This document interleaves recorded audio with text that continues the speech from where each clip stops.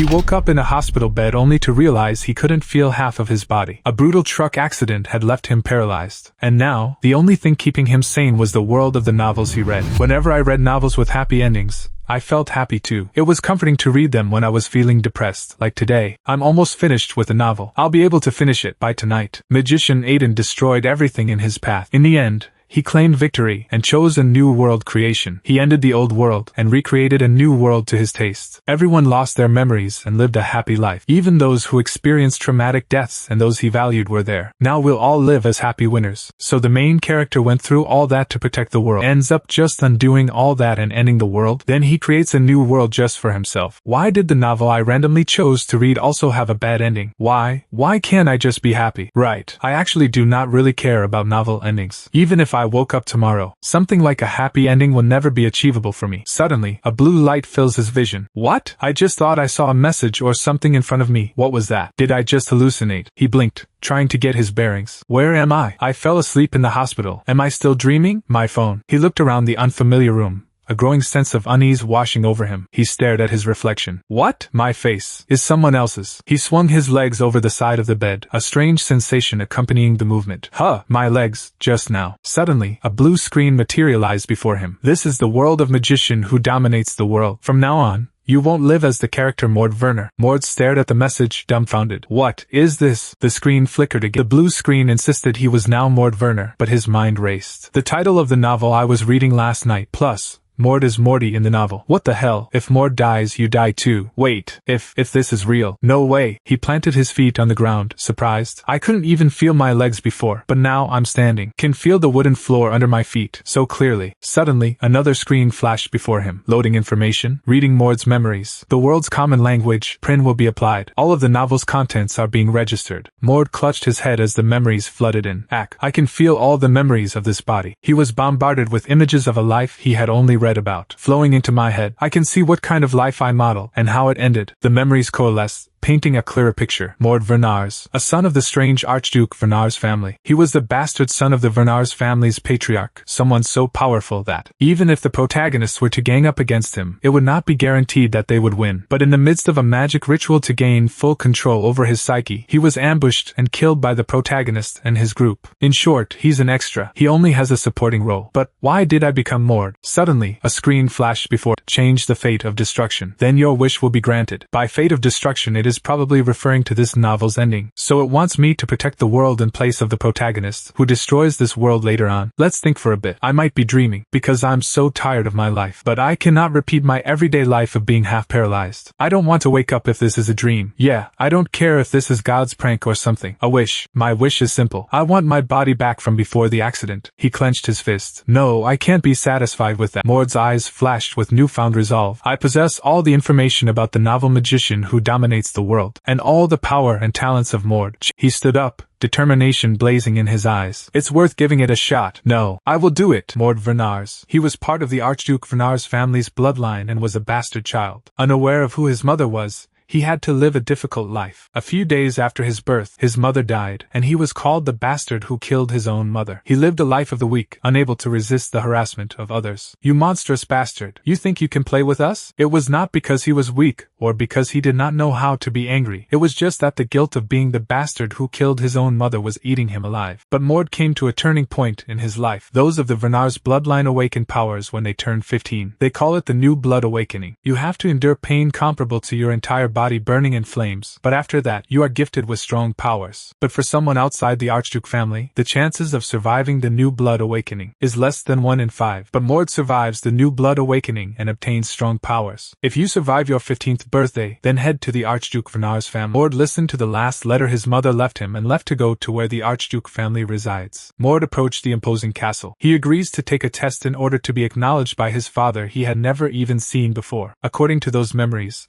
this must be right after I arrived at the Archduke Vernars family residence for the test. Mord is an extra and magician who dominated the world, but Archduke Vernars is one of the main antagonists, and I have a lot of information on the Vernars family. The Archduke Vernars family already had plenty of children of the direct bloodline, so it was unlikely for Mord, a bastardized son, to be accepted. But having grown up without parents, Mord was filled by desire to be acknowledged as the Archduke's son, and the Archduke was able to use that to his advantage to raise Mord to be his hunting dog. Having awakened the new blood power, Mord was reasoning that even the protagonist would be defeated in a fight with him, but I'm not sure how strong he really is. It'd be nice to be able to test it. Suddenly, a voice boomed out. Hey, kid! The instructor's voice cut through the air. Did you forget what day it is today? What have you been doing? That man is... According to Mord's memories, the instructor, Todd, stood imposingly. What are you staring at? An instructor named Todd, who will be overseeing the test. Mord sized him up. His body is built and fit, like an instructor should be. You're Mr. Todd, right? What is it? I'm still bigger than him. Todd's expression shifted. What? His tone is different from yesterday. Mord scrutinized the instructor. His eyes look a bit different too. Well, I'm probably just imagining things. Todd, the instructor, stood before Mord. Did you already forget what I explained to you? I said you were gonna be tested today. But what kind of test? Todd continued. A test to see how much potential you have. You're pretty fit for not having learned anything, so I assume you can fight? Mord's eyes narrowed slightly. I have to fight already? He clenched his fist, a small smile playing on his lips. At least it's not a fight for my life. Either way, I'm glad. Mord was eager. I wanted to test my powers anyway. Todd turned and began walking away. Todd, the instructor, walked ahead, turning back to address Mord. So, you didn't forget what I told you yesterday, did you? Forget what? You already forgot? Mord replied. To not say that you're the Archduke's son. Yes. Of course, Mord thought to himself. He's talking about the unspoken rule of bastards. It's pointless since the rumors had already spread when I got here. There are even rumors that the Archduke met Mord before. Everyone will know who the bastard is once I become an official warrior. They arrived at their destination. You're here, instructor. Yes, you're all already here. One of the warriors sized up Mord. Is this the newbie who's being tested today? They all look a bit too old to be trainees. They're probably warriors. Todd faced the group. I assume you've heard. The way a Vernars fights is different from the way an ordinary warrior fights. Todd continued his lecture about the Vernars family. A real Vernars uses a weapon when untrained, but once trained,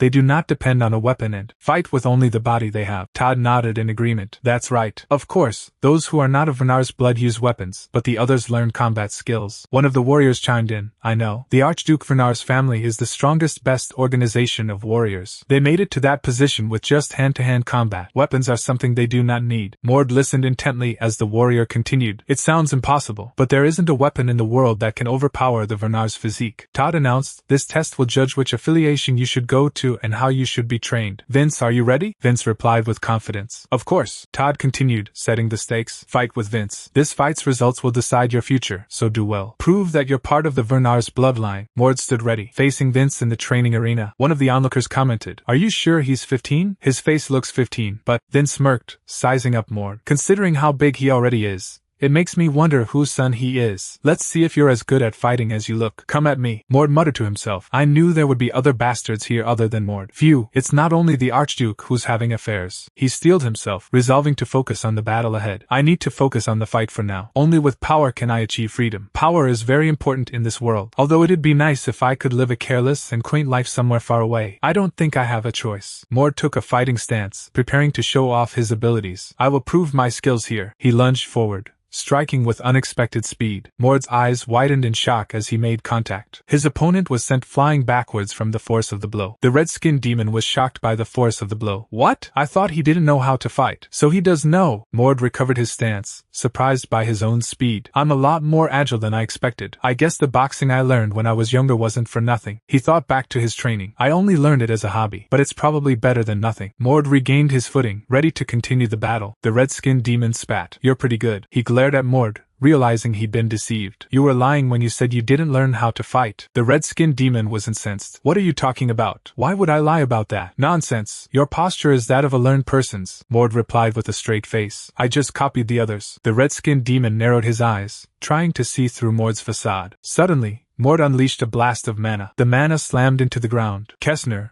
watching the scene unfold, was shocked. He's using mana? Stop! What are you doing against a kid who hasn't even learned the mana combat technique? Let them be. Kessner, watching Mord's display of power, interjected. But, instructor, let them be. Mord, fueled by the demon's taunts, thought to himself. To think he would use mana against me. The red-skinned demon's eyes narrowed. You dare insult me? The demon smirked, gathering mana in his hand. I'll hold back a bit, so be grateful, you bastard. The demon's attack slammed into the ground where Mord had been standing. Mord had dodged the attack. The demon's face was a mask of disbelief. He dodged that? How did a newbie like him? Then, the red-skinned demon was stunned that Mord could see through mana combat techniques so easily. Mord smirked, his fist glowing with mana. It's my turn now, right? The red-skinned demon's eyes widened in disbelief. Impossible. The demon staggered backward, realizing he was outmatched. I spent years training mana combat technique to lose to a newbie like him. Mord's attack slammed into the demon, sending him flying through the air with a scream. The red-skinned demon was covered in wounds and bruises from the previous attack. Mord unleashed a flurry of blows, each strike amplified with mana. The soldiers watched in stunned silence as the demon warrior Vince was sent flying. One of them exclaimed, "I thought he was a newbie. He sent an official warrior Vince flying." The soldier could only watch Mord's back. What an insane guy. Mord's final strike sent the red-skinned demon flying through the air, crashing through the training arena's barrier.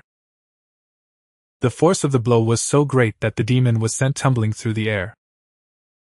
"I thought he was a newbie. He sent an official warrior like Vince flying. What an insane guy." The dust settled around the training arena as Vince, the red-skinned demon, lay sprawled on the ground. Mord stood over him, his expression unreadable. He thought to himself, it would have been bad if I hadn't managed to dodge that last attack, but I think I kinda get how to use this power. He noticed something on his hand. Mord turned his attention back to Vince, who was struggling to his feet. "You're still getting up after that? I guess warriors are built different." Mord's eyes narrowed. The onlookers were stunned by the display of power. One of them thought, "This bastard's already. How does it make sense for Vince to be defeated with just one punch? That bastard, where did he come from?" Suddenly, a voice cut through the stunned silence. "Isn't that enough?" Mord glanced at the fallen demon, then back at the crowd. "I don't know how to control my strength. I'm afraid I might kill him if we keep going." Todd's eyes narrowed, his expression hardening. "He is the tester, and I am the instructor," he continued, a dark aura emanating from him. "The purpose of an instructor is to measure the potential and power of the tester by pushing them to their limits. A tester cannot defeat the instructor." Todd stepped forward,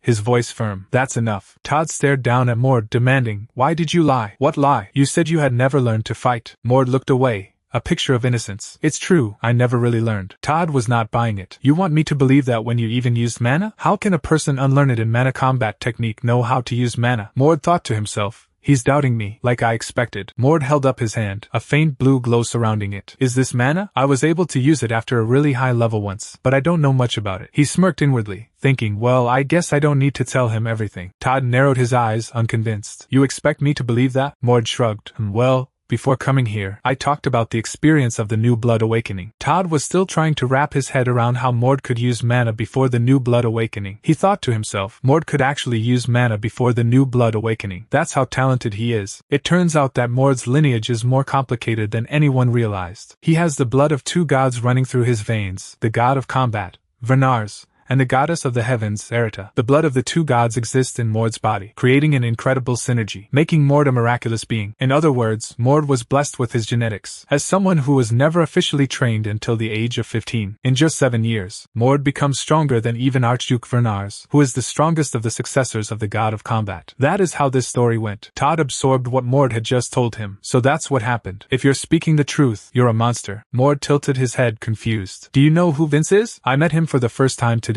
so no." Todd smirked, explaining, "He's a Vernars warrior who was trained from a young age and passed a strict test." Mord seemed unfazed by the information. "And you just beat him?" Todd paused. "I see." He was silent for a moment, processing the implications of Mord's victory. Todd finally spoke, changing the subject. "Anyway, you passed the test with 200 points when the maximum is 100. What are you gonna do now?" Mord was taken aback by the sudden shift. "How am I supposed to know what I'm gonna do now when you haven't explained anything to me?" "What the hell?" Todd explained that the test was to determine Mord's level. "The Archduke Vernars family," he continued, "has a 3-level curriculum for warriors." Todd elaborated that fulfilling the conditions at each level allows you to be promoted to the next. If you pass the test at the last level, you are then qualified to be an official warrior. He added that the test is difficult, so many find themselves hitting a wall. Mord considered the information. Mord's request stopped Todd in his tracks. "Then can you put me on the first level?" "What?" Mord continued, pushing his agenda. "Shouldn't I go there to learn mana combat technique from the basics? Will the second or third level teach me the basics too?" Todd was taken aback by the unexpected request. "No. And don't you get promoted anyway once you've fulfilled the conditions?" "That's true, but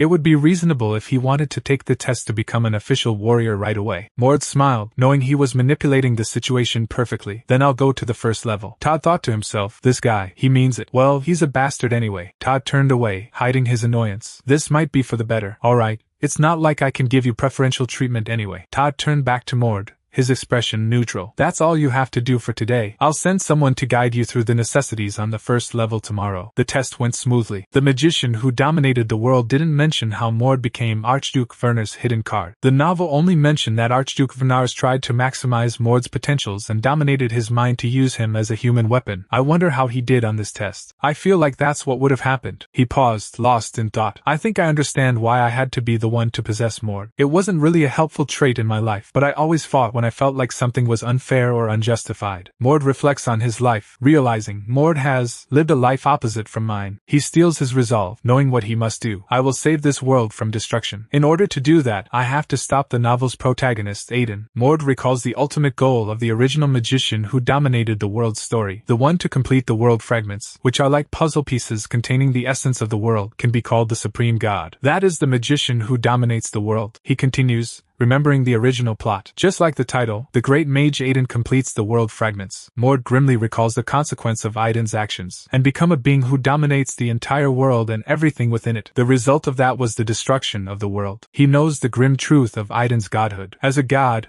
Aiden did not just kill his enemies, he also killed his friends. Magician who dominated the world was about the fight between Aiden and his enemies to become the destructor of the world. Mord's jaw tightened, his resolve hardening with each passing thought. Aiden, I'll make sure you don't do that, no matter what. A surge of energy crackled around him. This might be the last opportunity for me. He stared ahead, a new glint in his eyes as he embraced his new identity. I will now live as Mord instead of Taesung. The Archduke Vernar's family is the ruler of a nation called the Principality of Vernars. The Vernars castle, which is at the heart of the nation, was as luxurious as other nations' royal castles. Its training facilities for the warriors was situated at the outskirts of the castle, the outer castle 3rd region. From today onwards, you will reside in the first level of the dormitory. It'll be close to the training facility. Mord looked around, taking in the scale of the place. I feel like the training facility is bigger than most university campuses. I guess that's to be expected of the Vernars family. Mord turned his head slightly, hearing something. As the carriage rolled along, Mord overheard the sounds of intense training. That's probably from the 3rd level training grounds. That sort of sound came from a group of trainees? Mord considered what that meant for the warriors here. Well, I guess even if it's a 2nd level trainee, they'd easily surpass a human's limits since they're on their way to becoming Vernar's warriors. He recalled the unique power of the Vernars family. Plus, Vernar's warriors are said to be capable of merging the powers of multiple people into one. The carriage slowed as they approached their destination. We'll be arriving at the outer castle 3rd region soon. Your instructor should be waiting for you. Mord stepped out of the carriage, taking in the surroundings. Thank you. Another big guy in the 1st level. A muscular man with short, dark hair stood waiting, arms crossed. I'm the 1st level instructor, Hayes. You can call me Instructor Hayes, newbie. Hayes, the 1st level instructor,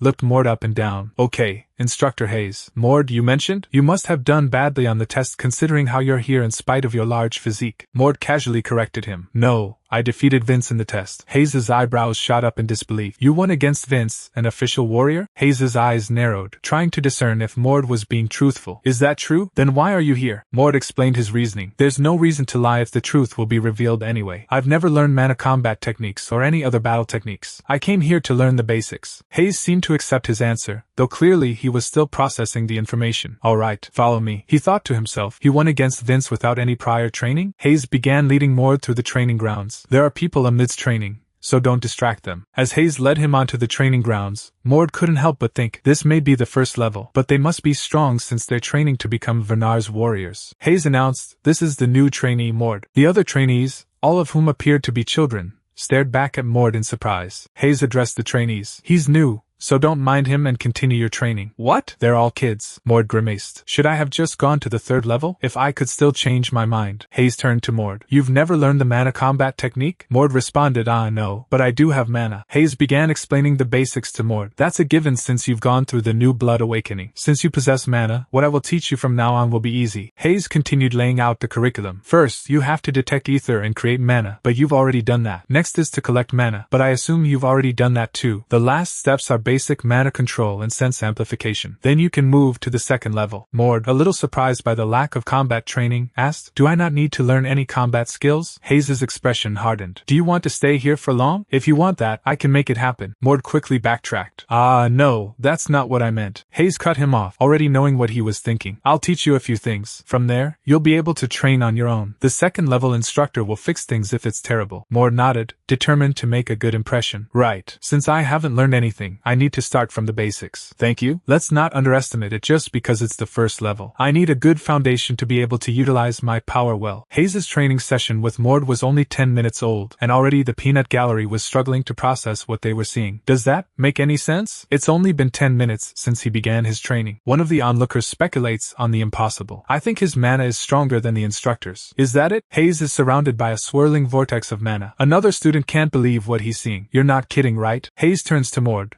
a mixture of disbelief and resignation on his face. So, Mord, you've graduated first level. That's really it? The system announces the obvious. From tomorrow onwards, you can start moving on to the second level. The system message continues, laying out the next steps for Mord. The physical reinforcement lessons at the second level are split into 2 sub-levels. The system explains that the first step in physical reinforcement is hardening the body to prevent damage, even from something like being hit by a carriage. The second step is amplifying physical abilities, so that you can transcend the limits reached when training your muscles. Physical reinforcement is a very difficult skill, so many trainees hit a wall here. Mord, standing before the archway, declares his mastery. It did not take me more than half an hour to master it. Hayes, watching Mord's progress, is stunned. I think I just have the practice duel test left. What the hell? He's way past the second level. Hayes waves off the need for any further testing. No, there's no need. I'll allow you to move on to the next level. You can start going to the third level starting tomorrow. Hayes warns that the competition will be tougher from now on. It's easy up until the second level, but the third level will be difficult. Just like you, there are guys who are part of the bloodline in the third level, so graduating the third level will be a challenge. Mord is warned that he will be facing opponents without having learned any battle skills. Mord realizes that he hasn't learned any battle skills since Hayes just sent him to the second level thinking he was hiding his powers. Todd tells him that only brute strength is needed to get to the second level, but becoming a warrior in the third level won't be easy, and he'll have to work hard. Mord simply replies, alright. Mord is aware that the third level will be different. He's also excited to meet people with the new blood power. Meanwhile, rumors are spreading that someone passed the second level within 2 days. Apparently, he's also of the Vernar's bloodline like Fian. The question is, why did someone of the Vernar's bloodline go to the first level? Fian's companion points out the obvious. Someone like Mord is clearly trying to get the Archduke's attention. Fian, what are you gonna do? People like that are obvious. He probably didn't come here right away so that he can try and get the Archduke's attention. Fian's face hardens with determination. I'll show him that there are ranks within the Vernar's bloodline. Fian's companion spots Mord. Fian, over there, I think that's him. He laments his own choices. I should have just come here and skipped the last 2 levels. Fian confronts Mord directly, sizing him up. Are you the new guy? Mord is met with a barrage of questions. What are you? I'm Class S Captain Fian. Is he of Vernar's bloodline like me? Mord confirms his lineage. I am of the Vernar's bloodline like you. I'm Mord. I'm supposed to be part of Class 2, although I don't know for how long. Mord's challenge seems to have struck a nerve. Red energy crackles around Fian, his voice dripping with disdain. What? Do you think this place is a joke? Don't be mistaken.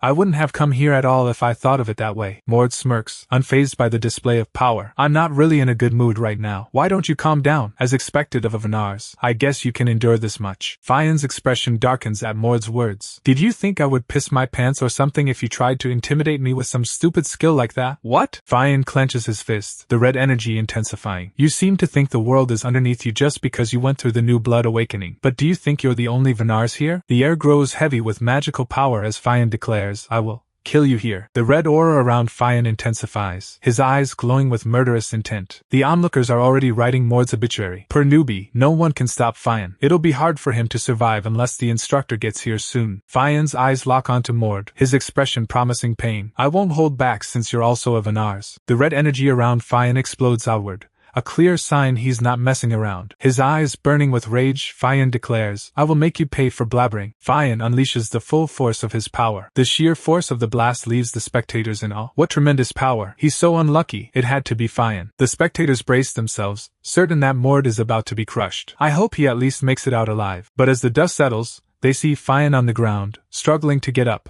his face contorted in disbelief. Mord stands over him, looking down with a mixture of disappointment and disdain. What? I was looking forward to see how strong you'd be. Mord finishes, unimpressed with Fian's display. But you're nothing more than some village bully. Mord stands over the defeated Fian. But you're nothing more than some village bully. A close-up shows blood trickling from Fian's face. Fian struggles to his feet, his pride wounded more than his body. You bastard. You just got lucky with a punch. Mord's expression remains unchanged, his blue eyes piercing. It's because you're weak. not because I got lucky. The insult ignites Fian's rage, red energy erupting around him. Shut up! Fian, engulfed in flames, lunges at Mord once more. Mord's foot slams down, the force of his blow rippling through the training ground. Mord prepares to deliver the finishing blow. A surge of blue energy erupts as Mord unleashes his magic. The attack connects, sending Fian crashing to the ground in a cloud of dust. Mord stares down at his defeated opponent, unimpressed. What the hell? Mord sighs, clearly disappointed. He's way too weak. I thought a Vernars in the 3rd level would be pretty strong. Mord ponders his victory, wondering if the mana combat techniques he learned in the 1st and 2nd levels were the key. If not, then the original Mord might have instinctively mastered mana combat technique basics. I guess that would mean the current Mord is weaker than the Mord in the novel. One of the spectators rushes to Fian's side, shaking him urgently. Fian, are you okay? Get it together. Huh. The spectator tries to pull Fian to his feet. Move. It's not over yet. Mord looks down at the scene with a blank expression. You passed out. Fian,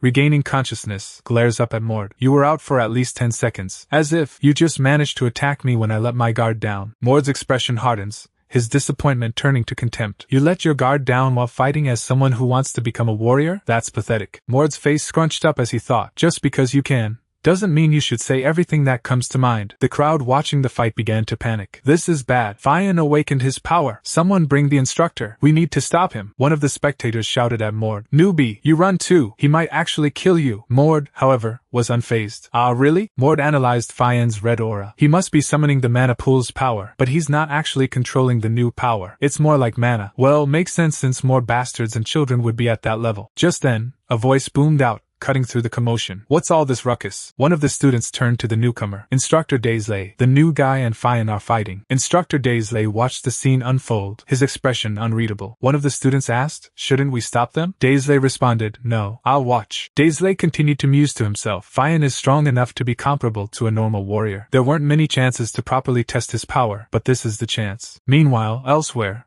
Archduke Vernars watched the fight remotely. He must be the Vernars kid that started today. It won't cause much issue to have one bastard child die. Back in the arena, Fian channeled more red energy into his hand, preparing for another attack. Fian, furious, screamed, you will pay for making me mad with death. He noticed something was wrong. That bastard. He can use that too? Fian's red energy crackles around him, forming an advanced body that uses a weapon as a vessel. His goal is to create a stronger energy form. Fian shouts, body impulse. Mord watches Fian's attack. It'll be bad if I get hit by that. Fian yells, don't you dare run. Fian's fist, now glowing with intense red energy, hurtles towards Mord. Mord's fist connects with Fian's face, the impact sending shockwaves through the air. Fian reels from the blow, his face contorted in pain and disbelief. You piece of shit. He struggles to comprehend how Mord's attacks are affecting him when Mord isn't even using new blood power. How come my attacks aren't working on this bastard, who doesn't even use new blood power? The spectators are just as confused. Jesus, he's not even taking a single hit. But isn't the newbie's attacks not hitting either? Fian looks too fine. One observer notices something others missed. No, he definitely got one in. Fian grits his teeth, realizing the truth. I can tell because his impulse is decreasing. You little rat. Mord warns Fian that he's about to get serious. Alright, let's be a bit more serious this time. Mord unleashes a flurry of blows. Fian is sent flying from the force of the impact. Fian crashes to the ground, groaning in pain. Zwaff. Sorry, I tried to hold back, but I guess it still hurt. Fian struggles to his feet, frustrated and furious. Shut up. All you can do is run like a coward. Damn it. It would have been over if I just got one more hit in. Mord's expression hardens as he stares down at his opponent. You're over if I just get one hit in. I bet you're running around because you know that too. Mord's expression shifts, a sly smirk spreading across his face. Alright, I'll stop dodging then. I was gonna go easy on you, but you keep irritating me. Fian, consumed by rage, sees this as his chance. A fatal miscalculation on Mord's part. Nice. He fell for it. Don't regret this. Fian unleashes a devastating blast of red energy, aimed directly at Mord. The force of the impact is immense, the air crackling with raw power. The energy converges on Mord's hand. Mord remains unfazed, casually catching Fian's attack with one hand, completely nullifying its power. I guess impulse doesn't do much if you're much weaker than your opponent. Mord, still holding Fian's attack, declares, that was a good lesson. The narrator chimes in, explaining, it's common sense for an impulse user to always win against a non-user. Fian's eyes widen in disbelief. But this guy, as Mord effortlessly redirects Fian's own power back at him, Fian realizes, I guess I started a fight I could never have won. Fian is sent flying by the force of his own attack, screaming in agony. He crashes into the ground, defeated. Fian lies defeated amidst the rubble, the imposing academy building looming behind him. He struggles to sit up, clutching his chest in pain. The instructor, Kessner, watches in disbelief. Where did a monster like him come from? A bastard child defeated Fian without even using impulse. I've trained countless Vernals until now, but even a talented bastard, Kessner continues, couldn't close the gap between themselves and a direct bloodline. Mord stands tall, dusting himself off. Anyone else want to fight? But if he's already that strong at the age of 15, he's basically a monster. One of the other students, looking concerned, urges, hurry and take Fian to the medical center. Another responds, yes, instructor. The instructor, Kessner, watches the scene unfold, already plotting his next move. If I don't do anything about this, the order of command here will fall. He glances down at Mord, who is now surrounded by a faint blue aura. However excellent he may be, he's still a bastard son with no support system. Kessner's eyes narrow, a sinister glint in them. I'll make sure to tame you. Fian was injured badly from yesterday's fight. He had to stay in the medical center. While he was in a coma, Mord reflects on the consequences of his actions. Because of that, I was put on probation for 4 days. Mord decides to make the most of his time, studying the ancient combat techniques in the Academy's library. He flips through the pages, unimpressed by the rudimentary strategies. This is way too easy for a tactic theory text. Mord smirks, confident in his intellectual advantage. Well, considering I studied up to grad school, the written test shouldn't be a problem. Closing the book, Mord decides to put his knowledge into practice. Staying in the dorm all day is boring. I'll practice with mana combat technique. Just then, a voice echoed through the training grounds. Mord, I heard you already caused trouble in the 3rd level training ground. Mord turns to face the speaker, a flicker of surprise in his eyes. It was Instructor Todd. Instructor Todd? What brings you here? Not a day goes by quietly with you around. The Archduke would like to see you. Mord is taken aback. Why would he want to see me? Instructor Todd responds, you'll know once you get there. Let's go. We're just going like this? Todd replies, he wouldn't expect you to know the etiquettes of aristocracy, so it'll be fine as long as you're well-mannered. Mord thinks to himself, well, Archduke Vernars didn't like all the etiquettes of aristocracy, even in the novel. Alright. As the carriage rumbles along, Instructor Todd speaks. Rumors about you are everywhere. The rumors about the 1st level and 2nd level training were unbelievable. Mord replies, I didn't expect things to be so easy either. As the carriage rolled onward, Instructor Todd remarked, I think you're a pretty clever kid. I'm sure the others agree too. Mord tilted his head. What do you mean? Todd elaborated, I mean, wasn't that a plan to get the Archduke's attention? Mord scoffed, running a hand through his hair. I wouldn't risk being embarrassed like that just for his attention. If I wanted his attention, I would have just become a very powerful warrior. Todd crossed his arms, admitting, right? He's not wrong. That'd be better than what he's done. The Archduke received reports on what happened yesterday and took an interest in you. Mord mused, I guess destroying a Vernars is something worthy of his attention. Todd replied, well, you did beat someone who was as strong as a normal warrior to a pulp. We're almost at the training grounds of the Archduke. Don't be too conspicuous. Mord nodded. All right. Todd and Mord approached the training grounds. Suddenly, a pink barrier erupted, throwing the surrounding students into the air. Mord's eyes widened as he recognized the approaching figure. That person is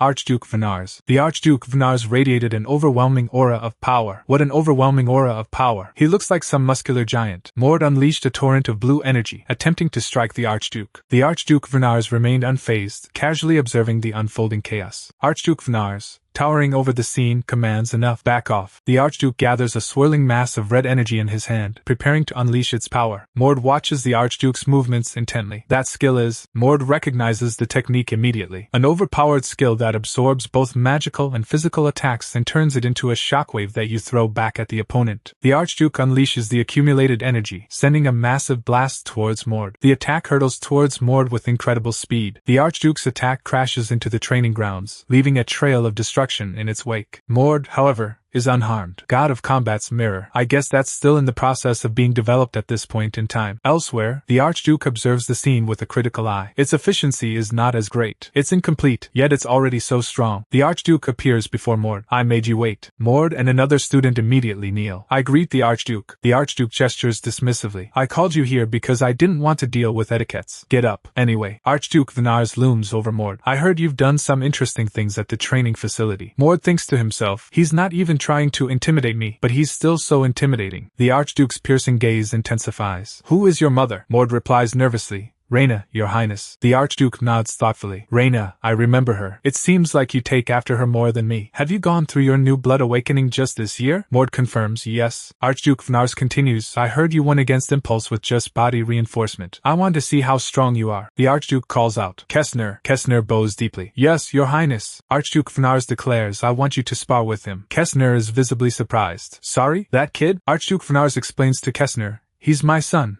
who got here a few days ago from the outside. I just want to see how strong he is, so don't go too hard. Kessner replies, very well. Kessner gestures to Mord. He's one of the 10 people who were training with the Archduke earlier. Kid, come on up to the sparring field. Kessner indicates the weapons rack. You can use a weapon if you want. I'll wait while you choose. Mord confidently replies, I don't need one. Kessner raises an eyebrow. Really? Mord explains, yes. I never learned how to wield a weapon, so I'll just fight with my fists. Kessner smirks. Is that so? With a burst of speed, Kessner launches himself at Mord, fist cocked back for a devastating blow. Kessner throws a punch, his speed a testament to his position as Archduke's close personnel. He's fast, as expected of the Archduke's close personnel. You dodged without even using mana? That's pretty good. Mord continues to evade Kessner's attacks. He's on another dimension from the start. I fought until now. Mord continues to evade Kessner's attacks. Kessner, surrounded by a fiery aura, smirks. I like your spirit. You're not giving it your all despite me cornering you like this? Then I won't go easy on you anymore. Mord watches as Kessner begins to channel his mana. He's pulling up his mana. He must be of the Vernar's bloodline. Mord, facing Kessner, is surrounded by a blue aura, while Kessner is engulfed in a fiery orange aura. Now that I think about it, I've never fought with everything I've got after becoming Mord. He clenches his fist, the blue energy intensifying around him. Since he's a close personnel of the Archduke, he must be worth giving it my all, then I won't have to hold back. The clash between the blue and orange auras intensifies, the air crackling with energy, as Mord prepares to unleash his full power. Archduke Vernars, watching from afar, crosses his arms,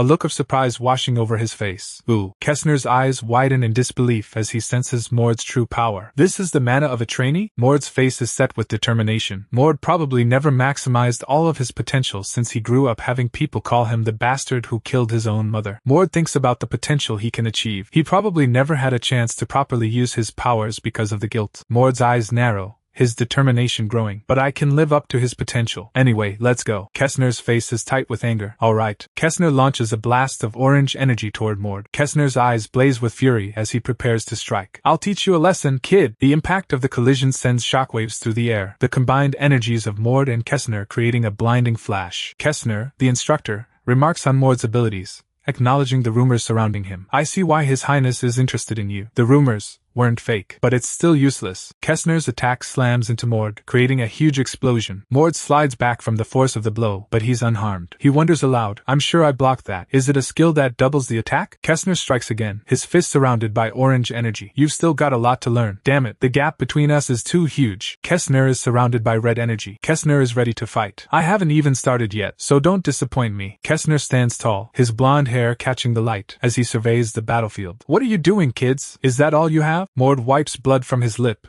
kneeling on the cracked ground. No, there's such a big gap between us despite not hiding impulse. Do I have to use new blood power? No. There, we will definitely also use new blood power. Archduke Vernars watches from a distance, observing the fight with a keen eye. Seems like you have a lot of thoughts. The two figures face off, the tension palpable as they prepare for their next exchange. Kessner is surrounded by a bright aura. If you're not gonna fight me with your all, then I'll just have to force you to. Mord smirks, ready to finally unleash his full power. Oh, are you finally going to? Mord is sent flying back from Kessner's attack. Mord lands on his feet, a grin spreading across his face. Nice. That's what I wanted. Mord thinks to himself, I don't intend on showing him everything I'm capable of right now, but it's too annoying to just keep taking hits, so I'll at least get one attack in. Mord and Kessner exchange a flurry of blows, their fists colliding with explosive force. Kessner blocks Mord's punch. Kid, your attack movements are too big. Kessner prepares another strike, his fist glowing with energy. You're talented, but your combat is still beginner level. Kessner, his fist still glowing with orange energy, declares, I thought I told you it's no use blocking? Mord counters, unleashing a torrent of blue energy. I predicted you'd do that. Kessner is sent flying backward, completely caught off guard. What? How did he manage to use a double attack? Kessner realizes, he offset the double attack with another, but he avoided my skill. Then did he block on purpose? He made the double attack skill his this quickly. Archduke Vernars watches with growing interest. You're impressive. This is getting more interesting. Kessner, now surrounded by golden energy, warns Mord, you'll have to cover yourself from now on. He's finally using impulse. Is he finally going to show his real powers? The Archduke interjects, enough. Archduke Vernars interrupts the spar. That's good enough. Back off, Kessner. The Archduke compliments Mord. Amazing how you're already at this level despite only awakening your new bloods so recently. Mord replies, you praised me too much? The Archduke raises his hand, crackling with energy. There's one more thing I want to check. Mord stares in disbelief as a ball of pure energy forms in Archduke Vernar's hand. Impulse ball? Mord is blasted by the energy. Vernars, you son of a bitch! Mord struggles to contain the overwhelming power surging through him. My body can't take this kind of power. Damn it, do I have no choice but to use the new blood power? Mord grits his teeth, focusing on the energy surging through him. Wait, I think I can do this. He recalls his fight with Fion. The fight with Fion is proving to be helpful. It's true that he's weaker than me, but in the first place,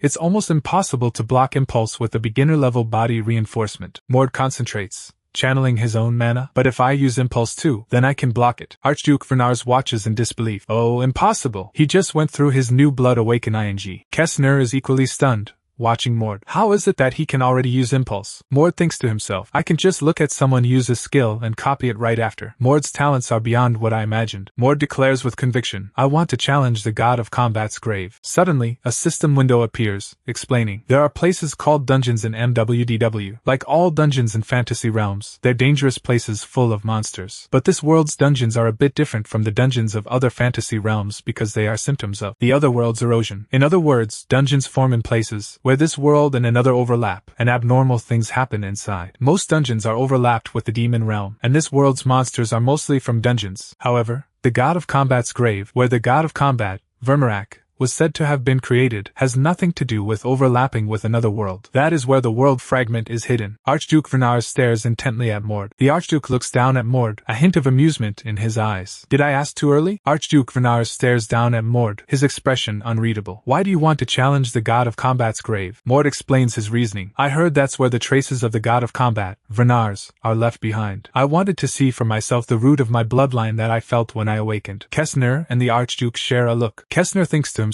this kid, he's more immature than I thought. The scene shifts to a distant shot of the god of combat's grave, a place where the coming-of-age ceremony for the direct bloodlines is held. Back in the training grounds, the Archduke considers Mord's request. Your request is like a direct challenge to the direct bloodline. A bastard son cannot go into such a place. Alright then. Kessner is taken aback. Your Highness? I know what you want to say, but it's not unprecedented. The Archduke Vernars explains that there have been several times when an outside bloodline went into the dungeon for the sake of an expedition, but it just hasn't happened in his generation. Kessner wonders if Mord wants to go inside the dungeon too, thinking that he definitely does. Kessner continues to think that Mord has lived an inferior existence just because he was born a bastard, and he's sure he wants to taste the privilege of the direct bloodlines. The Archduke Vernars tells Mord that it's too early for him to challenge the god of combat's grave, and that he can't send someone unqualified in there, but he will give him a chance to challenge it the day he becomes an official warrior. Mord thinks to himself that becoming a warrior isn't too far off for him, and that he just needs to be faster than the novel's protagonist, Aiden. Okay, Mord nods. I understand. As Mord heads off, Archduke Vernars thinks to himself, did he say his name was Mord? He turns to Kessner and asks, what do you think about that kid? Yes, you fought him yourself. Kessner replies, it seemed like he's hiding a lot. I'm certain he wasn't trying his best when fighting me. The Archduke Vernars, now with white hair after using impulse,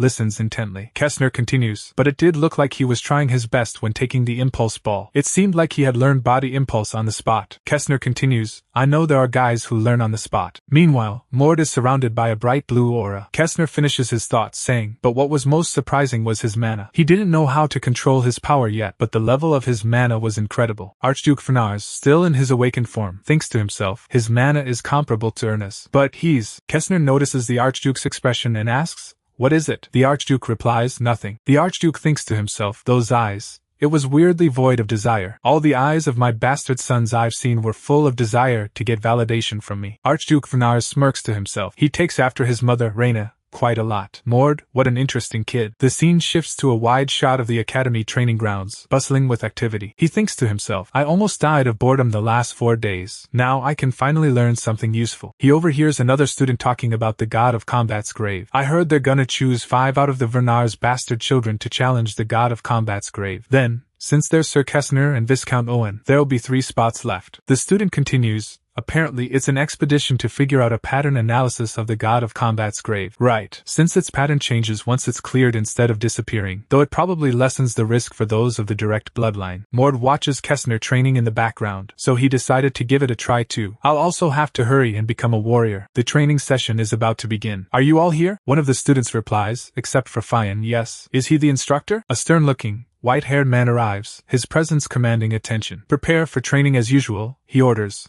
identifying himself as level 3 instructor Daisley. Daisley turns his attention to Mord. Are you the new guy? Mord confirms, yes sir. Daisley is unsympathetic. You cannot participate in this lesson because you just started. Ask the other students to help you catch up after the lesson. Mord is taken aback by this response. You're not gonna teach me. You want me to ask the other trainees instead? Then, at least tell me who would be a good choice. Daisley retorts, you sure are thick-skinned. You're making demands of me after injuring the captain that badly and as soon as you joined? Mord stands firm against Daisley's accusations. I was already punished accordingly for that, and it was cleared up that the captain was at fault. Daisley's face contorts in anger. Stop talking back to me, you arrogant bastard. Is this how you were taught to talk to adults? Get it right. I'm not talking back. It's a reasonable request. It's your duty as the instructor. Suddenly, Daisley strikes Mord across the face with a burst of speed. Mord reels from the unexpected blow. Daisley grabs Mord by the collar. I'm ordering you as the instructor. Run laps around the training grounds until today's training's over. Daisley smirks, confident in his punishment. I expect you to keep constant speed while also listening to the lesson. You will be punished if you cannot answer any questions I ask after the lesson. Daisley continues to berate Mord. Do you understand? This bastard, the instructor Daisley, begins to exert mana. Is he exerting mana? He dares to look down on me, who is an instructor. Daisley moves to strike Mord. You dare to bare your teeth in front of me,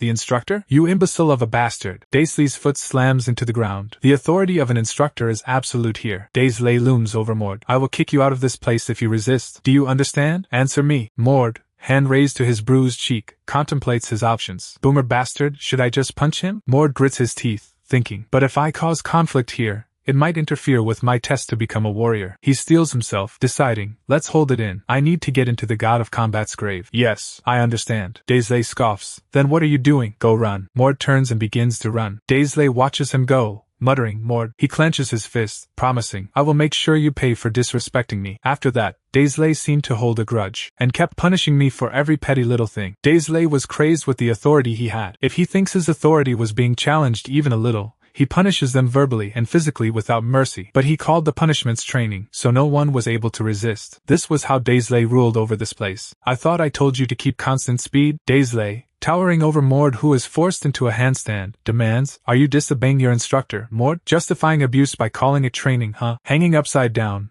Mord thinks to himself, I do get why he's so insistent on abusing me since I extruded all that mana in front of the other trainees. Daisley is not pleased with the silence. You're not answering again. Daisley continues his tirade. You better stay like that until the end of today's training. I will punish you if I see you move even an inch. Mord grits his teeth, thinking, I held it in case he actually had something of value to teach me, but it seems like it's about time I get some real training in. Later, Daisley sits alone in his room, deep in thought. Daisley sat alone, stewing in his anger. Arrogant bastard. He replayed the day's events in his mind. How dare he talk back to me? The punishments I gave him would have destroyed anyone's body, but he endures until the end as if to rebel. Daisley's frustration grew. How did some bastard child without any real blood or training become such a monster? He slammed his fist into the wall, a dark determination settling in. But he will break soon. I will make it happen. Meanwhile, Mord's face is shown in the darkness. Daisley vowed, Mord, things will go my way. Determined to prove himself, Mord declares, I will take the test to become a warrior. The other trainees murmur amongst themselves, shocked by his sudden announcement. What did he just say? He may have beaten fine, but Daisley, the instructor, is taken aback, his expression a mix of disbelief and anger. What did you just say? Are you in your right mind? Mord's words clearly infuriate Daisley. Of course. How ridiculous. You haven't even learned everything you need to know to become a warrior. Mord stands his ground, a sly glint in his eyes. That's because somebody neglected their duty as an instructor. Now that I think about it. Mord continues, his gaze fixed on Daisley. I think that somebody isn't qualified to teach, really. Daisley is furious. Ha, you're out of your mind. Enough with the bullshit. I'm the one who judges who's fit for the test to become a warrior. Daisley's face contorts with rage. You think I would allow you to take that test after everything you said? You don't have the right to say that. Instructor Daisley. Mord, unfazed by Daisley's outburst, makes a bold request. I officially request a God of Combat's spirit. The other students look on in shock as the words God of Combat's spirit echo through the training grounds. The narrator explains the ancient tradition. It refers to the sacred practice of duels. Like all those who respect power, they also had a barbaric tradition. He who is strong is right. The God of Combat gives a real warrior his blessing. Therefore, if you engage in God of Combat's spirit to choose who is right or wrong,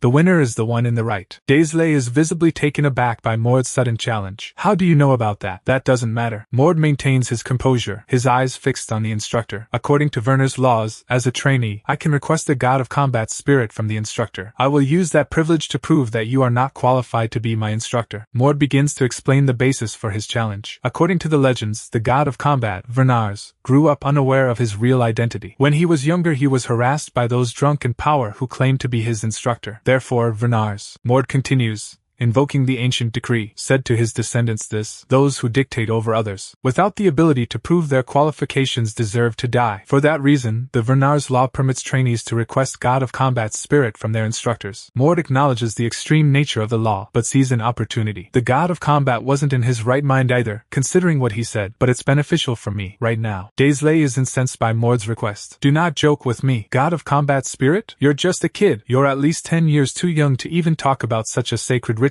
Mord's expression is calm, almost pitying. Don't be mistaken, Daisley. Mord continues, unfazed by the instructor's outburst. You don't have the right to deny a god of combat spirit. Daisley is visibly shaken by Mord's words, his confidence faltering. Mord turns, addressing the entire training ground. His voice rings out, amplified by his mana. Trainee Mord requests a god of combat spirit from the level 3 instructor, Dalesy. Mord's amplified voice echoes across the training grounds, leaving a stunned silence in its wake. Trainee Mord requests a god of combat spirit from the level 3 instructor Daisley. Trainee Mord requests a god of combat spirit from the level 3 instructor Daisley. You. Mord stands firm, his blue aura flaring around him. Daisley, choose whether you will accept or deny my request. If you plan on denying it, I don't trust these guys to act as witnesses, so I will go out and tell everyone the truth. Daisley's face contorts in rage, his eyes narrowed with fury. You think you can get away with acting like this? Mord's expression remains unchanged, his gaze unwavering. Do you still not get it? This is your last chance. Mord stands tall, his back to the viewer, radiating an intense magical power. Mord's blue aura crackles around him as he states, I don't want to waste any more time on trash like you. Daisley is visibly shaken by the display of power. What is this energy? Was the mana he showed in the fight with Fian not all he was capable of? Daisley attempts to regain control of the situation. Back off. Even if he's talented, he's still just a kid, not an official warrior. Alright. Daisley, his face a mask of forced composure, declares, I will make you regret acting like this. The duel will take place in an hour. Here. Mord challenges Daisley's sudden decision. Why are you deciding that? The challenger has the right to choose the time and place. You think I wouldn't know that much? You're a cunning man, Daisley. Daisley sneers, confident in his strategy. As I said, I don't want to waste any more time on you. I won't stop you if you wanted to run away. Daisley, reeling from Mord's display of power, wonders to himself, where did a psycho like him come from? The news spreads like wildfire. Trainee Mord requests a god of combat spirit from the level 3 instructor Daisley. Archduke Vernar smirks, amused by the situation. For a trainee to request a god of combat spirit from an instructor, I knew he wasn't an ordinary kid, but he entertains me in ways I could never predict. Archduke Vernar summons his servant. Servant, you called? I'm leaving for the level 3 training facility right away. Get ready. The level 3 training facility buzzed with anticipation. A trainee observes Mord from afar. Is that guy that requested a god of combat spirit from instructor Daisley? He looks younger than I expected. The trainee in full armor observes the unfolding drama. How did Daisley end up having to duel against a kid like that? Either way, this is the first time in 5 years we get to see something so entertaining. Mord approaches Daisley, who is waiting with sword in hand. So you didn't run off. Daisley glares back. Arrogant kid, I will spare you your life. I will make you regret your... Mord smirks, cutting him off. Arrogance? Is a dog barking somewhere? You bastard. Suddenly, a new voice interrupts. Am I late? I thought it wasn't time to begin yet. The crowd erupts as Kessner arrives. It's Sir Kessner. Why is he here? Sir Kessner, what brings you here? The armored trainee is shocked by the turn of events. That kid, he knows Kessner? I knew he wasn't arrogant for no reason. He had Kessner to fall back on. Kessner's arrival silences the crowd. I heard something interesting is happening, so I came. A god of combat spirit between a trainee and an instructor? What were you thinking? Mord stands defiantly before Kessner, while Daisley looks on in anger. What other choice do I have when it comes to an instructor who neglects his duties? It seemed like his head was full of rotten thoughts, so I just responded accordingly. You bastard. Kessner chuckles. Ha, what a funny guy. Kessner turns to Mord, concern etched on his face. Are you confident you can win? Sir Daisley may have retired, but he is not to be underestimated. Mord replies confidently. Thanks for the concern, but I will win. Daisley's face contorts in rage. You're arrogant until the end. I'd like to punch you right now, but I have asked for another instructor as witness, so wait. Just then,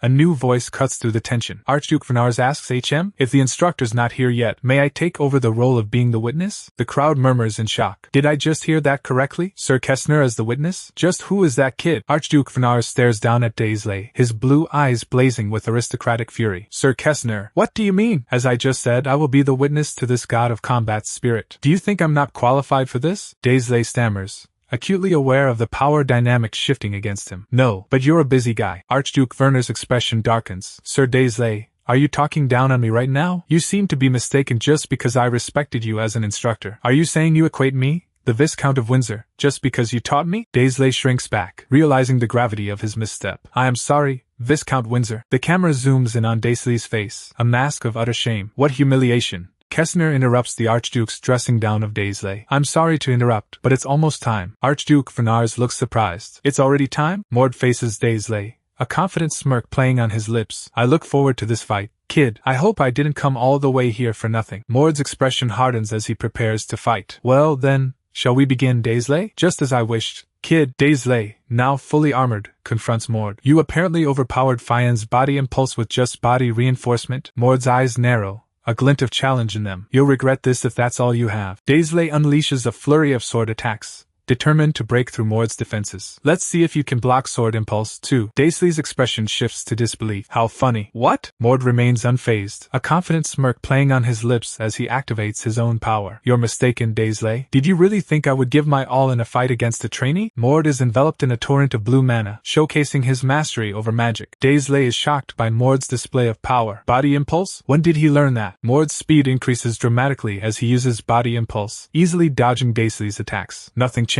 Daisley is still struggling to comprehend Mord's speed, even with body impulse. Even if you can use body impulse? Mord's fist, crackling with blue mana, hurtles towards Daisley. Mord's attack connects, sending Daisley flying backwards. Daisley crashes to the ground, his armor dented and his face contorted in disbelief. What is this nonsense? He pierced through my attack and sent me flying. Mord stands his ground, the blue mana still radiating from his fist. The force of the impact sends shockwaves through the training grounds as Daisley struggles to regain his footing. Daisley, still reeling, acknowledges Mord's strength but declares, I do admit it, you're definitely fit to be a warrior, but you still cannot beat me. Daisley and Mord clash, their blows creating shockwaves. Daisley continues, experience is more important than strength. You don't possess any deep, profound knowledge of mana combat technique. Daisley raises his sword, declaring, you're 10 years too young to be fighting me. Mord is struck by Daisley's attack. Mord is hit, a small cut appearing on his ear. Daisley unleashes a furious barrage of attacks. I have survived countless battlefields and near-death situations. Daisley strikes again, his rage intensifying. You dare request a god of combat spirit with me as the opponent? I'm not someone a bastard kid like you can look down on. Mord is sent flying from the force of the blow. Wiping blood from his face, Mord acknowledges his shortcomings. He's right in the fact that I lack experience and skills. Kessner watches with concern. Even if the kid is talented, his combat skills are still beginner level. Experience is something that cannot be ignored. Archduke Vernars observes the fight, knowing the stakes are high. If he loses here, he will have to leave this place. Daisley would make sure of it. Kessner watches with concern as Daisley presses his advantage. Mord, what will you do now? Daisley presses his advantage, taunting Mord for his silence. What's wrong, kid? Do you finally have nothing to say? Daisley continues his verbal assault, trying to break Mord's composure. You're expired trash, but your skills aren't bad. Your arrogance is astounding. I bet it's because you can't handle this situation without pretending to be strong. Mord's expression hardens as he counters Daisley's taunts. Do you really think so? You're really cementing yourself in the disciples as instructor. I'll train you fight here right now. Suddenly, Mord's mana flares, shocking Daisley. That's an impossible wish, Boomer. This energy. Could it be? A blinding light erupts from Mord, engulfing the training ground and leaving everyone stunned. Mord's body is engulfed in a blinding light as a notification appears. New blood unlock? Daisley's eyes widen in disbelief. He has already learned that? Daisley's voice trembles, his confidence shattered. That's impossible. Mord, now radiating intense power, stares directly at Daisley. It's my first time fighting like this, so I don't know how to hold back. You can resent me if I end up killing you. The notification explains that in the case of the Vernars bloodline, after going through divine blood awakening at the age of 15, they are able to use divine blood powers. However,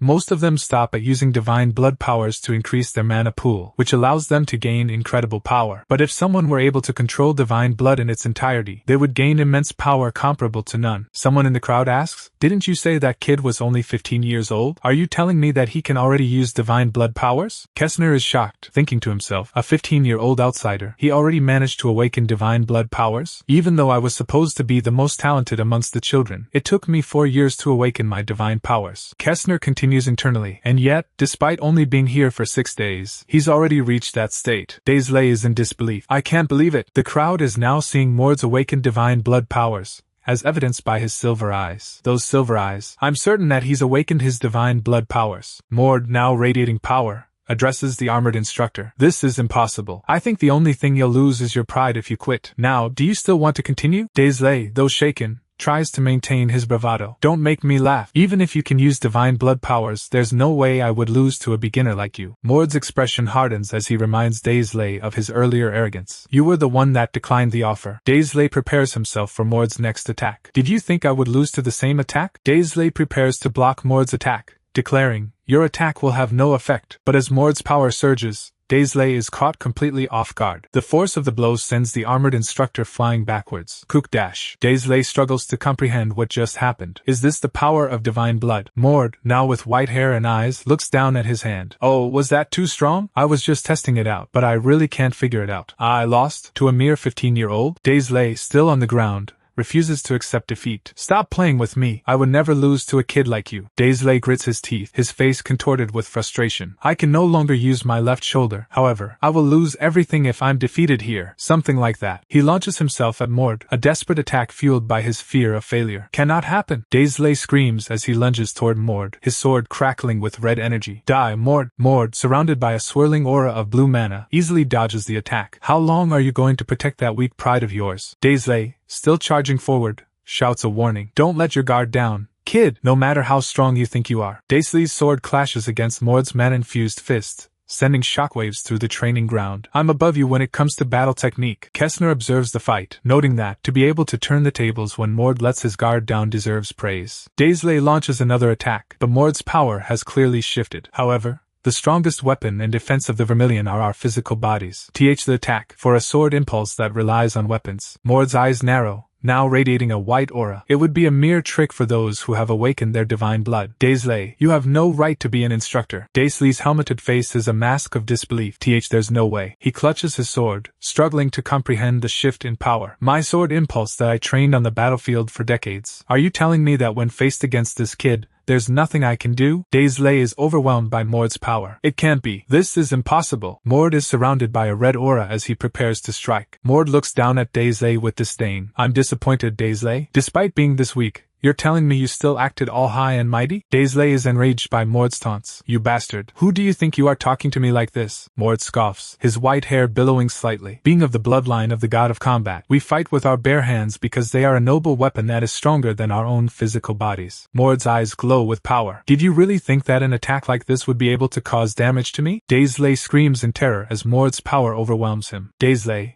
terrified by the sheer force emanating from Mord, begs stop, but the armored instructor's plea falls on deaf ears as Mord's mana continues to engulf him. Mord's eyes narrow, his white hair contrasting sharply with the blue energy around him. "Accept your defeat, then I will let you live." Mord's power intensifies as he stands over the fallen Daisley. "If you refuse to accept your loss." Mord's face is shadowed with menace. "I will really kill you this time." Daisley's face is a mask of terror, realizing the true extent of Mord's power. A dark aura looms over Daisley, the eyes of his armor glowing red. In the first place, Daisley hangs his head, defeated. "I was never able to face off against him."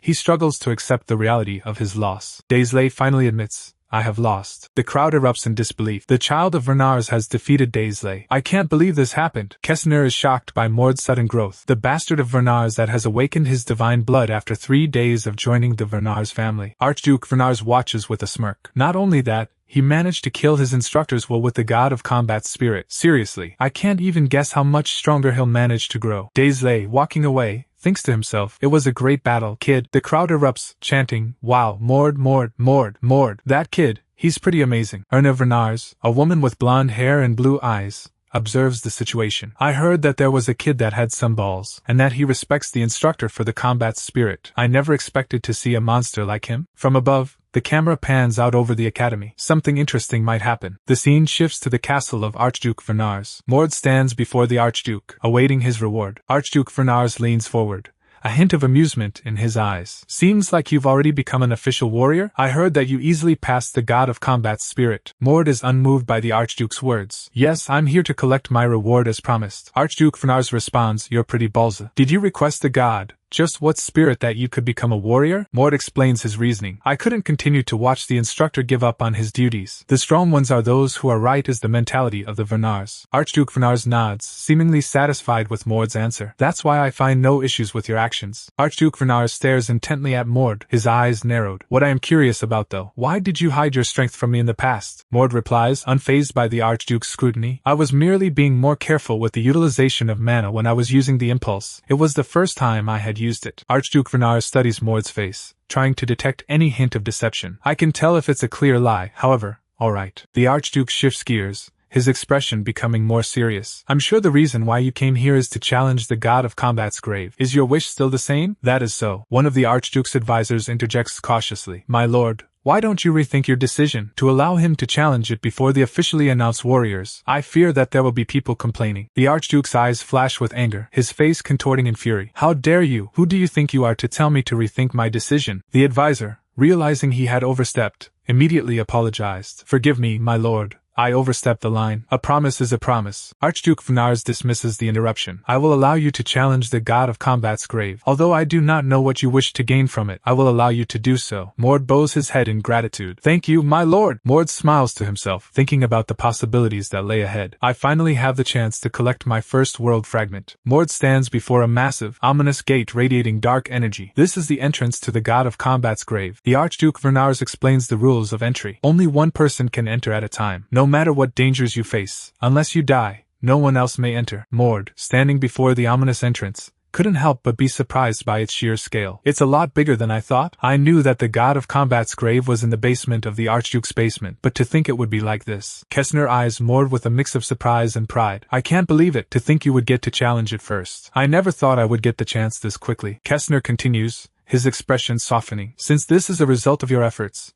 there is no need to make a face like that. Just make sure you come back alive. Mord nods respectfully. Thank you, Sir Kessner. Mord approaches the entrance to the god of combat's grave, the immense doors looming before him. Just standing in front of the entrance gives me this odd feeling. As Mord prepares to enter, a narration box appears, providing context. According to the founding myth of the Vernars Duchy, the god of combat Vernars has never faced death. He fulfilled his destiny as a human, and only left our world to become a god in the heavens. Mord approaches the entrance to the god of combat's grave, where a voice echoes, explaining, the name God of Combat Vernars is merely a name that Vernars made. It has a different meaning. The human side of the God of Combat Vernars, the place where the remnants lie. Mord continues deeper into the tomb. Years from now, Aiden, he manages to find a world fragment inside the blood combat's grace. The voice continues, on top of that, he needed the help of an aide. However, the world fragment should still exist here at this point in time. Mord takes a moment to survey the area. Mord's eyes narrow as he realizes, I took this to be too easy. This is completely different from the grave that was described inside of Magician Who Dominated the World. There are 6 different layouts within the God of Combat's grave. He furrows his brow, thinking strategically. However, the layout that appeared in Magician Who Dominated the World, it was merely one of 6. No matter what layout it may be, they all have a seal. All I need to do is find that seal. Mord continued his search, trying to recall the details of the novel. The seal was supposed to be a constant state that represents the life of the god of combat, right? He scanned the area, but the architecture seemed off. Seriously though, none of this looks realistic. Mord paused, taking in the bizarre scenery. Doesn't this look like someone was halfway finished designing the place on a computer? Suddenly, the air crackled with heat as a pair of glowing red eyes materialized in the darkness. Hellhounds. Mord tensed as 2 massive hellhounds emerged from the shadows, their bodies wreathed in flames. 2 of them at that. He braced himself for a fight. I was hoping that I wouldn't have to face too many monsters. Mord unleashed a burst of power against the hellhounds. He unleashed a wave of blue mana, striking one of the hellhounds. Mord's expression remained grim as he dodged another attack. He wiped his brow, looking exhausted. It just tires me out for no reason. He stopped in front of a massive statue. It appears that I've found a seal. He examined the imposing figure. Looks like a statue of the god of combat defeating Eden during his youth. But why did they use something like this as a seal? Mord stared up at the statue. Looks like he's full of self-love. And since it's pretty high up, it wouldn't have been that easy to find. Mord gathered his mana, preparing to break the seal. Now then, Why don't we start? The statue shattered as Mord unleashed his power. He landed gracefully, the force of his blow rippling through the air. Mord crouched low, sensing the change in the atmosphere. He smirked, sensing the shift in the air. Mord stared at the statue, musing. This is supposed to be when he was 10. Now I understand why all the descendants of Vernars are so big. Mord, now with white hair and eyes, is surrounded by a swirling aura of blue mana. He examined his hands, crackling with power. In this state, a drop of blood falls from Mord's hand and onto the statue's head. Mord's hair returns to its natural brown color. It would have been hard to find it if I didn't have a clue on what I was supposed to do. He landed on the ground. Who would think of awakening divine blood? They would drop the blood onto the statue of the god of combat. Mord smirked, feeling satisfied with his progress. But I guess I should be grateful that I was the first to claim it. He turned and headed towards the next challenge. Let's hurry up and move on to the next seal. The statue pulsed with a faint blue light, now fully activated. Suddenly, an enormous serpent lunged from the shadows, its scales shimmering ominously. Then, a skeletal warrior and a hellhound emerged, their eyes burning with malevolent intent. The hellhound's fiery breath threatened to engulf everything. Mord was sent flying backward from the force of the blast. He steadied himself, thinking, I'm pretty sure I've moved far enough for another seal. Mord glanced around warily. They keep appearing out of nowhere. Mord found himself in a narrow hallway with no way to avoid the monsters. He braced himself. Well, I guess it makes sense that the trail for those of us in combat would be pretty straightforward. Mord channeled his magic. If there's an enemy, just kill them. He thought about the nature of the trial. For someone like that, they would never accept someone that avoids a trial. A massive, winged monster swooped down. Mord surveyed the scene. The evidence is the monsters guarding the top of the walls for anyone that tries to climb over them. Mord thought to himself, at least I don't have to face them if I'm on the ground. He looked back at the statues he had already activated. I managed to find 5 of the seals. Mord continued onward. All I need to find is the last one. It's not far until I finally gain the world fragment. He paused, sensing the change in the atmosphere. The further I go in, the more mana that I sense. Mord placed a hand on his chest, feeling his energy reserves. And thanks to awakening my divine blood 5 times, I don't have much mana left either. He took another step forward, determined to complete the trial. Mord picked up the pace, the end of the trial within sight. He stared up at the final seal. At last, I've finally arrived at the 6th seal. Mord examined the massive statue. The statue is pretty big this time too. Even just magic fighter that learned sword impulse would have trouble with. He watched the ogre carefully. I've heard that they specialize in mana and have a physical body and fight with bodies as a starting point for reinforcement level 1. The ogre lunged forward with a devastating punch. Mord observed the ogre's movements, noting its imposing size. This guy, he's not an ordinary ogre. Although a normal ogre is about 4 meters in size, he braced himself, recognizing the enhanced threat. I can already tell he's roughly taller than 5 meters. The ogre swung its massive fist down. The ogre's fist slammed into the ground where Mord had been standing, sending debris flying. Mord dodged the attack, a smirk playing on his lips. I knew it. It was too easy up until now. He prepared to strike. This should be pretty interesting to fight. Mord unleashed a flurry of blows against the ogre, each strike amplified with mana. The ogre's foot crashed down, shattering the ground beneath it. The ogre coughed up blood as Mord landed a powerful blow. The ogre reeled backward, momentarily stunned by the force of Mord's attack. Mord coughed, staggering slightly from the exchange. He grimaced, realizing he needed a different approach. I guess I won't be able to defeat with just impulse? Mord steeled his resolve. Alright, I have to accept it. The ogre lunged forward, its massive fist aimed directly at Mord. The ogre's face contorted in a savage snarl. Mord unleashed a blast of magic, acknowledging the fact that I'm still a beginner with good genetics. The ogre collapsed, defeated by the sudden burst of power. Mord, his hair now white, was surrounded by the lingering magical energy. Damn it! I could have died if I was a second late. The ogre's eyes glowed red with anger. Mord unleashed another blast of magic. Mord, annoyed, ordered, shut up. Mord's divine blood pulses with power, the landscape around him warped by the sudden surge of energy. To think I would be forced to awaken my divine blood. I thought I'd be able to defeat it without my divine blood powers. I was just too conceited. This is a dungeon that mere 15-year-olds of traditional bloodlines can challenge. Seems that battle knowledge and education makes a big difference. Once I'm out of here, I need to start over from the beginning. Mord took off, determined to improve his skills. Mord, now with white hair and eyes, stared up at the statue of the god of combat, noticing something peculiar. However, there's something odd about the god of combat's height. He pondered the implications. If we consider that Archduke Vernars is 2.5 meters, why is he smaller than that? Did he grow taller later on? Mord dismissed the thought, refocusing on his goal. Well, I guess it doesn't really matter. The world fragment is finally mine. He stood on the statue's head, looking around expectantly. Did I do something wrong? Mord's brow furrowed in confusion, recalling his extensive knowledge of magician who dominated the world. According to MWDW, I should have obtained the world fragment now. Wasn't all I needed to do activate the stone statue with my blood? Realization dawned on him. Since it's possible I forgot to do something at the other seals, I'll have to go back to each each of them. Suddenly, a voice boomed from the statue itself. Hey! I should have expected you to be hot-tempered since you're my descendant. Mord, his brown hair now restored, stared in utter disbelief. How? The statue continued, its expression almost disappointed. I'd be sad if you just left like that, descendant. The statue is alive? Mord realized the reason I decided to enter the god of combat's grave was because I remembered that Aiden had obtained a world fragment inside it. Thus, there's no way I would be aware of these events unless it was written in MWDW. The statue, a hulking figure with white hair, grinned. I finally have the chance to talk to you. Do you really think I wouldn't let you leave looking like that? To think that someone like a stone statue would start talking like this. Wait, is this hidden trials? The statue laughed, clearly amused. Who are you? Haha, I like your energy. How old are you? Mord frowned, a surge of mana crackling around him. I asked first, who are you? The statue smiled widely, its expression unreadable. Oh, impressive. The statue unleashed a torrent of energy. But the statue, now fully animated, declared, but you're rushing too much, descendant. Mord was blasted backward by the force of the statue's power. The statue grinned, ready to rumble. I guess I'll need to give you a proper greeting. The statue's fist collided with Mord, sending him flying. The impact created a shockwave that ripped through the air. Mord slammed into the ground. He coughed, struggling to regain his footing after the statue's unexpected attack. The animated statue loomed over him. Am I seeing an illusion? It was a stone statue moments ago. Hey, descendant, do you really not know who I am? But this thing is like a real human. Mord stared back at the statue, his expression a mix of surprise and suspicion. I'm well aware that you're a stone statue of the god of combat, Vernars. The statue replied, a stone statue? You're not wrong. The statue continued, I'm what the god of combat Vernars left behind, his shadow as a human. Mord's mind raced, piecing together the clues from his extensive knowledge of magician who dominated the world. Within magician who dominated the world, the body of Dom Bat's grave was known to have remnants of his human self. So, this grave must be the grave more suited to his human form, not his godly form. The statue of Vernars, god of combat, continued to speak, explaining, however, in magician who dominated the world, it was recorded that the stone statues of his life achievements existed. Mord, now with his hair restored to its original brown, listened intently as the statue spoke. Does that mean that his remnants were now stories that had been imbued with his will? Seems like it's hard to believe, the statue declared. Allow me to show you then. The statue lunged forward, intent on proving its point. It's called reality because it really hurts. Mord was sent flying, taking the full brunt of the statue's power. The statue chuckled, my bad.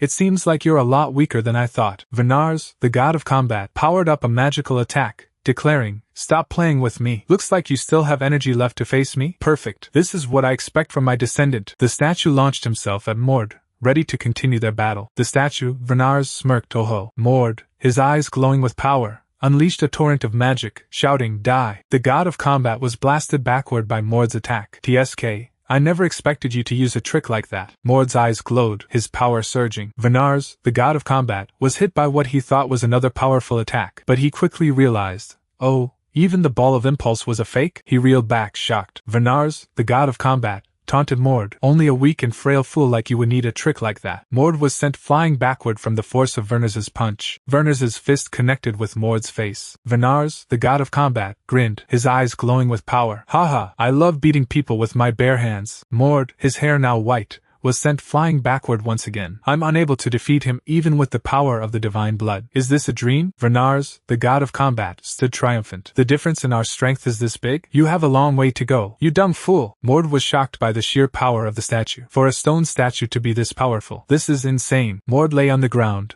exhausted and defeated. He groaned, trying to regain his composure. Vernars, the god of combat, kicked Mord away. Mord, lying defeated in a crater, heard the words of the god of combat. Is that all you got? I'm disappointed in you. Vernars, the god of combat, stands over Mord, delivering a harsh assessment. If this was a real battle, you would have been dead. Mord, still on the ground, retorts, shut up. Mord struggles to his feet, declaring, I'm not done yet. He's shocked as he realizes, my awakened divine power has been released. Vernars, the god of combat, raises an eyebrow. Huh, that's all it took to kill your divine blood state. Are all my descendants as weak as you? Vernars continues, unfazed by Mord's efforts. Well, I guess that's enough for introductions. I won't beat you to death when you're practically dying on your own anyways. Do you believe who I am now? Are you really the god of combat, Vernars? No, his shadow? Vernars chuckles, acknowledging Mord's question. Well, I guess you can treat me as Vernars here. I've seen plenty of people that tried to face this dungeon, but you are the first one to awaken me like this. Descendant of mine, Do you know how long I've been since I've been awakened? Vernars stares intently. Years. Vernars, the god of combat, reveals the length of his slumber. Years. Really? Years. Mord questions the duration. Years? It's been that long? It's not like it was that difficult of a riddle to solve though. Mord continues. Considering the implications, even in Magician who dominated the world, it's most likely that nobody has been able to awaken you. He recalls the lore. After you reached the fourth event, it had been a conflict between two superior beings in the realm of the god of combat. The loser took most of your energy and his artifacts, and a few of yours. And while the loser was unable to get their revenge, one of the artifacts hides secrets to this place. He continues to recall the events in the novel, and in the far future, someone finds those artifacts within the ruins of the god of combat. That person becomes Aiden's aide and helps him gain a world fragment. Vernars, the god of combat, grumbles, to think things would go to shit as soon as I leave. They really have my temperament. Damn it. Vernars, the god of combat, observes Mord, thinking to himself, Vernars, the god of combat, seemingly embarrassed, states, I shouldn't have shown you this side of me. Anyways, descendant of mine, are you aware of what it means to awaken me? Mord stares back at the statue, replying, no, I am not. Vernars, the god of combat, asks Mord if he's aware of what it means to awaken him, but Mord states that he is not. Vernars is shocked by this revelation, exclaiming, what? Really? Seriously? Mord confirms, yeah, seriously.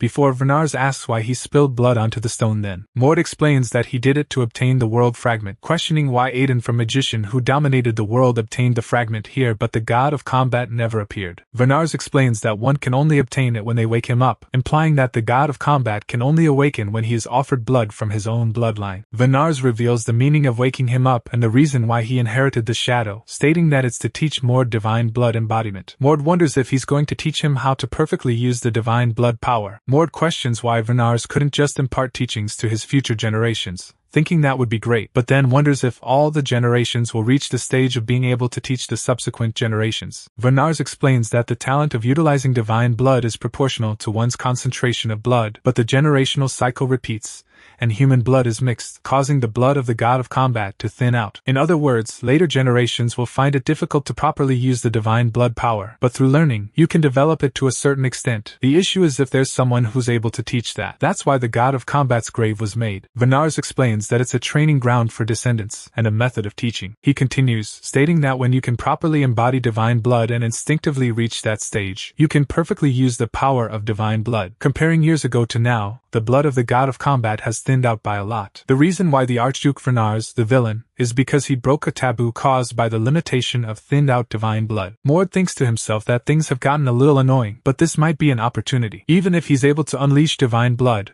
it's not for long, and he'll need a lot of training in order to completely embody divine blood. Mord replies, if it's training, then I'll gladly do it. How are you going to teach me? Vernars replies, isn't it obvious? Mord asks, huh? Vernars, the god of combat, grins, revealing his training method. It's to fight. Over and over and over again. Mord's eyes widen in disbelief. What? You learn by getting beat up over and over again. Don't tell me. You're not going to tell me anything and we're just going to fight. Vernars raises an eyebrow at Mord's reaction. What's with the looks? That's how you learn how to fight. Do people spoon feed everything nowadays? Don't you think I'll die before I learn how to do it? My ribs broke just before. Vernars chuckles, unfazed by Mord's concerns. That? I don't think it hurts anymore, right? Mord looks down at himself in surprise. What? The pain is gone? Descendant, I have two good news for you. Firstly, as long as we're in this area, both injuries and mana regenerate immediately. And secondly, Mord squints, trying to understand what Vernars is implying. I'm not your opponent. What? What are you? Suddenly, the ground erupts before Mord, and a massive figure emerges from the dust cloud. The god of combat. Vernars scoffs at Mord's reluctance. This kid's showing off. Hey, I'm an adult. Is it right to push your work onto other? He pauses, considering his own question.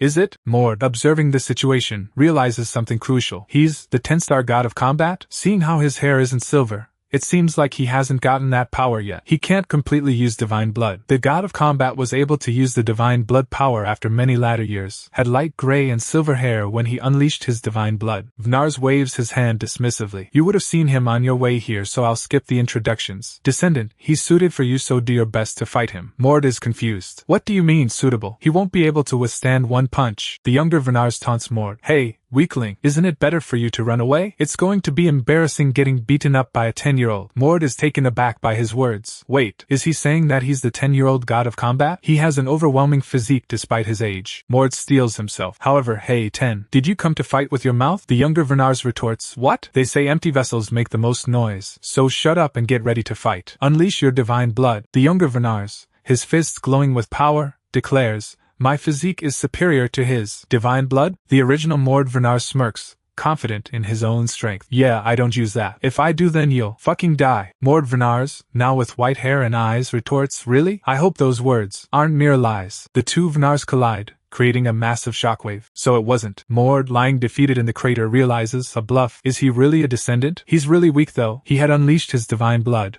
So why forget about landing a hit? I couldn't even last 10 seconds. Vernars, the god of combat, observes Mord, noting, "I think he hasn't had much experience fighting. Looks like we need to teach him how to fight too." How embarrassing. He continues, "Although you're young, you've already unleashed your divine blood. But why don't you know how to fight?" "I've never learned how to." Mord thinks to himself, "How strange. You're so much older but you've never learned how to fight?" So, I told him about the processes I went through to get here and the way the Archduke's blood was being managed. "I don't really like the way the family is run. If I can leave this place, I would go on a rampage." Vernars then says, "Anyways, I'll tell you how to go up against the 10-year-old. You just need to follow me." Mord, still lying on the ground, is surprised. "A private one-on-one lesson with the world's strongest?" Vernars grabs Mord's hand to help him up and says, "Descendant, do you know that you keep getting beaten up by the same attack pattern?" Mord thinks to himself, "Whatever I didn't learn at the academy, I can learn here." Mord, still trying to process Vernars' offer, asks, "I know. How can I break this pattern?" Vernars responds, "We will use that arrogance." Mord, taken aback by this statement, thinks to himself, "Two grown-ups trying to beat up a teenager? Aren't you embarrassed?" He then asks, "What? How?" Vernars begins his lesson. Round 11. First, your attacks are front-on and there's no tempo control. Mord attempts to strike Vernars, but the god of combat easily deflects his attack. Vernars continues his instruction. That 10-year-old knows that, and he'll continue to think that. Use that carelessness as an opportunity, and when the time comes. Vernars then says, round 74, when you punch, try moving your body like this, then,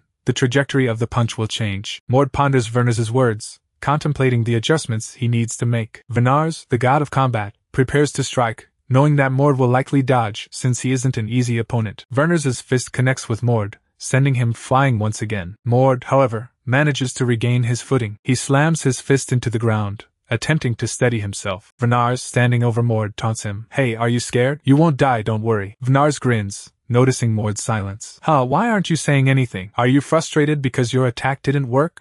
Don't let it bring you down. I'm just strong, haha. I touched him. Round 272 begins. Mord thinks to himself, god of combat. Changing the trajectory isn't working, so what should I do? Haha. An opening isn't created. It's made. Mord's eyes glow as he analyzes Vernars' movements. I can see it. How the 10-year-old is going to move, and how he's going to counter. Mord's magic surges around him as he prepares for the incoming attack. The god of combat's attack lands squarely on Mord, sending him crashing into the ground.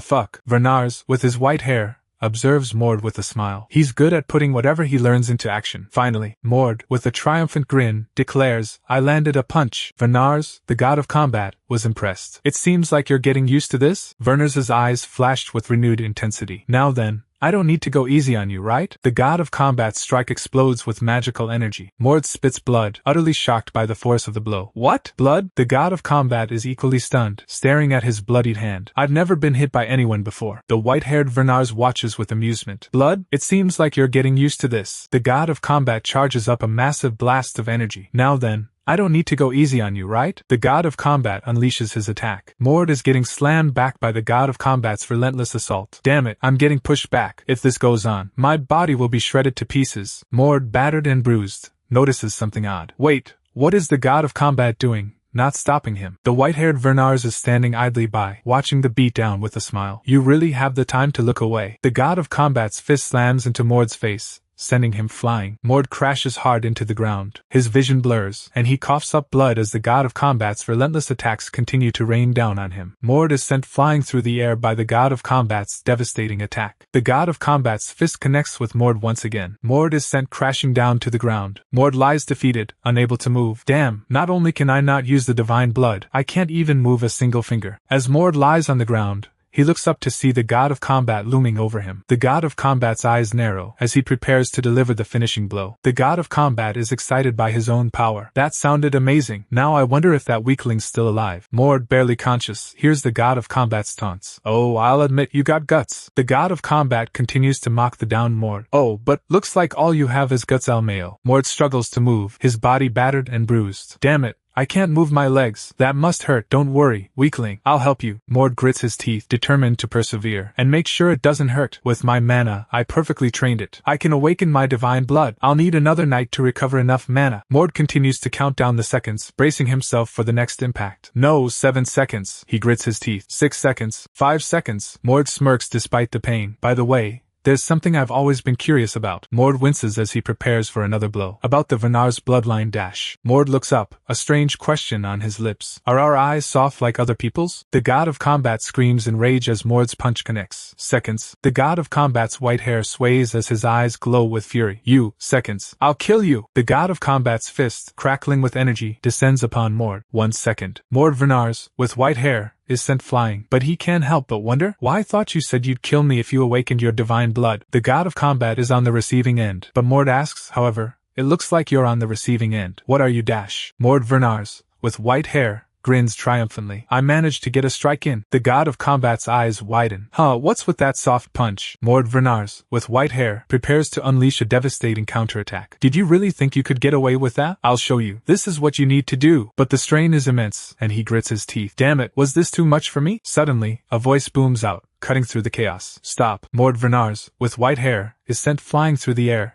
completely bewildered. I was sent flying. He crashes down hard. Archduke Vernars, blonde hair, stands between Mord and the god of combat. What are you doing? Get away! What do you think you're doing? I'm sure I told you that our role is to teach our descendants. Archduke Vernars, blonde hair, declares, training is over. Mord Vernars, with white hair, replies, would you have said the same if you were in my position? Archduke Vernars responds, I know. The god of combat says, good work. Don't treat me like a kid. Whoa, he must be scared of the older god of combat too. Mord, sitting on the ground, thinks, at least I'm alive. Mord suddenly notices something. Archduke Vernars declares, looks like it's time for the dream to separate from reality. Descendant, come here. There's something I need to give you. Mord asks, right now? What is it? Archduke Vernars replies, it's a reward for training. Archduke Vernars continues, also, it seems that you have another god's blood other than mine. To think it would be a greater god and my father, the god of the heavens, Erita's blood. That's why while I have become a separate entity, parts of Erita's bloodlines are part of the Venars. It seems that is the reason why your bloodline of Erita is able to preserve itself in you. Archduke Vernars muses, while I may be a child of a god, to have ordinary Vernar's blood mix with his blood, I wonder what may happen with this combination. With a wave of his hand, Archduke Vernars declares, anyways, I will give you the blessing of the body of the god of combat as a reward. As a surge of energy flows into Mord, Archduke Vernars says, with this blessing of the god of combat, you will be able to use that authority. Mord looks at his hands, energy crackling around him. Body of the god of combat. That term has never appeared in Magician Who Dominated the World. Archduke Vernars declares, this is all that I can do for you. Archduke Vernars smiles, his white hair flowing. It was nice seeing you. We'll see you again soon. Say bye to him. He's still pissed off. Well, I guess his pride would be scratched from being beaten by someone like me. Mord turns to the god of combat, a 10-year-old with an intimidating physique. He speaks sincerely. Hey, 10-year-old. It's because everyone I've met was war. That's why I thought you would be the same. But I knew the gods of combat would be different. I don't think the current generation could beat you, even if we fought together. Mord smiles. Thanks. I learned a lot thanks to you. I hope to see you again soon. Mord thinks to himself. It's seriously there. No need to dwell on the obvious. He continues, there are more sites that the seven lords left behind other than the grave. Since it seems like that, try looking for them. He steels his resolve. Alright, I will. Mord's eyes gleam with determination. Mord lay on the ground, catching his breath. Was all of that a dream? I assume it wasn't pointless. But before him, a dazzling structure materialized, identified as the world fragment. It was described as a tool used by great, ancient gods when creating this world. The notification continued, stating that it was a piece of a perfect world. It explained that Aiden used these world fragments to gain immense power, eventually leading the world to an end. Mord reached out, absorbing the world fragment. He mused that, since he took the world fragment first, Aiden wouldn't be able to grow as strong as in the novel. He thought to himself, from your perspective, I'm sure you'd be furious that an extra stole your power, but I hope you understand. Mord, now with white hair, smiled knowingly. This is all for a real happy ending. Lord Erna, seems like Mord has returned from the god of combat's grave. Erna Vernars, lounging against the tree, replies, yeah, I heard. That's why I'm making a plan right now. Someone off-screen asks what kind of plan she's concocting. With a mischievous glint in her eye, Erna declares, a business plan, of course. The first strategy is the Nice Sister Plan. Erna's Nice Sister Plan may be underway, but unlike other families, the candidates for successor of the Vernars family were not just the Archduke's children. All children of the Archduke Archduke and children of all traditional bloodlines of the same generation were able to compete as a successor candidate, and each successor candidate slowly increased their forces by gathering warriors of Vernars. The news that Mord cleared the grave of the god of combat had an immense effect on all of them. Meanwhile, the sixth child, Vidin, sips his tea as he thinks, I'm sure all of the aristocrats are focusing on rebuilding more on their side. I can't let a star fall like that into the wrong hands. Haha, it'd be interesting to see their disappointed faces. The political maneuvering continues within the castle of Archduke Vernars. A servant informs Mord, from here on, this will be where you will be staying, Lord Mord. Mord surveys his new accommodations. The outer castle first region, the region where only those who are able to stay, while most ordinary warriors stay in the second region. Are they treating me well since I'm of Vernatis blood and I've awakened my divine blood? Mord continues to take in his surroundings. Looks like they even have a place to train nearby. The servant continues, please let us know if there is anything else you need. We are making multiple pairs of new clothes for you. Lord Mord, everything will be according to your orders. And two servants. Looks like I'm really living the life of a noble. Suddenly, a loud banging echoes through the halls. The door bursts open and the servant is startled by the intrusion. The newcomer eyes Mord. So you are Mord. As Mord settled into his new accommodations, he learned that warriors were divided into 4 ranks: normal, intermediate, advanced, and high. Suddenly, the door swung open, revealing 2 intermediate warriors. We are here to deliver a message from young Master Dren. These people look like they're intermediate warriors. Sir Moro, I heard stories about you. Impressive, the warrior continued, as I believe that your talents will be of great use. I hope that you will serve me as a warrior of mine. I promise that you will receive the greatest of welcomes. With a smug grin, the messenger declared, haha, that is all. You should be grateful that you even received an offer to be his sword. He paused. Who is he? Mord frowned, trying to recall the name. Who was young Master Dren again? Since there are plenty of successors in magician who dominated the world, I can't remember. And since the only candidates that remember are those that managed to survive 7 years later. The messengers behind him looked shocked. You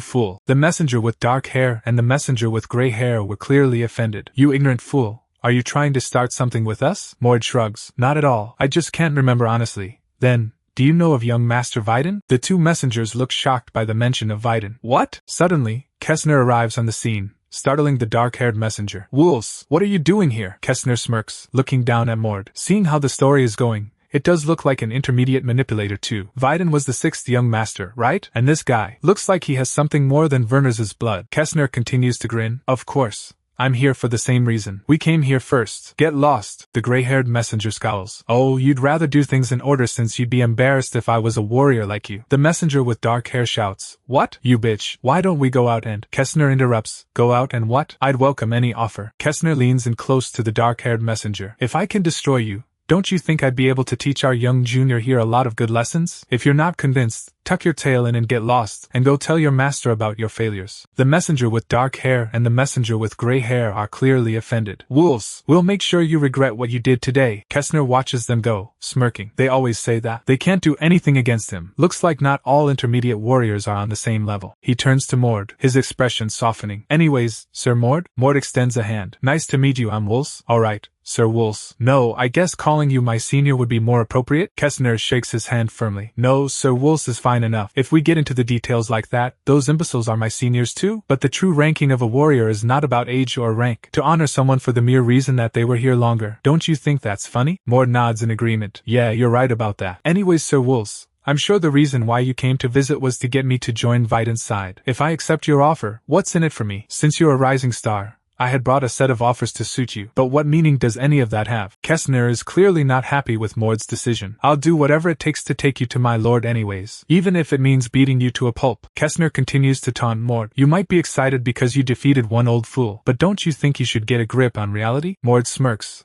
ready to fight. Looks like he's here to fight. Seems like his only intention was to take me through force. Well, I guess that would be better. Maybe I'll see what effects my training with the god of combat had. Alright, Sir Wolf, let's fight then. Mord and Kessner face off in the courtyard. Mord asks a question. Sir Wolf, do you need any weapons? I don't think you're a bloodline of Venars. Don't tell me. You don't need a weapon for me? Kessner replies. It's nothing like that. Although I'm not a bloodline descendant of Venars, I don't use things like swords in the first place. I have something much stronger than that. Kessner summons his weapon of choice, the Impulse Gauntlet. Kessner is confident in his abilities and the Impulse Gauntlets. Sir Mord, I heard that your body was adapt the better mode by using your divine blood. This Impulse Gauntlets is an advanced skill that belongs to the masters like you could never imitate. Since you can't, your chances of this defeating me without using divine blood is 0. Mord ignores the taunts and begins to channel his own power. Alright, let's start. Impulse gauntlets? Kessner is shocked to see Mord using the same technique. How can you? Don't tell me you learned it within 4 days. There's no way that's possible. Then, Mord finishes his thought, asking if Kessner thought he would be the same after 4 days. Did you think I would be the same despite 4 days passing? Kessner screams in disbelief as Mord unleashes his power. Kessner is already on the defensive, barely able to keep up with Mord's speed. He's fast. On top of that, Mord's attack connects, sending Kessner flying backwards. Kessner is shocked by Mord's power. He's strong too. The blonde-haired Kessner reels from the blow, realizing he underestimated Mord. He's much stronger than what I heard. Is it possible to grow as strong as he did within 4 days? No, he must have been hiding his true strength. Ha ha ha. Impressive. Yeah, looks like I was underestimating you. Mord is engulfed in blue energy as his power swells. His mana is amplifying? Mord's eyes narrow as he prepares to unleash his full power. It's too late to be surprised, this was just warm-up. Kessner struggles to comprehend the sheer force emanating from Mord. There's no way he barely defeated Instructor Daisley with this much mana. Even if he is a descendant of Venars,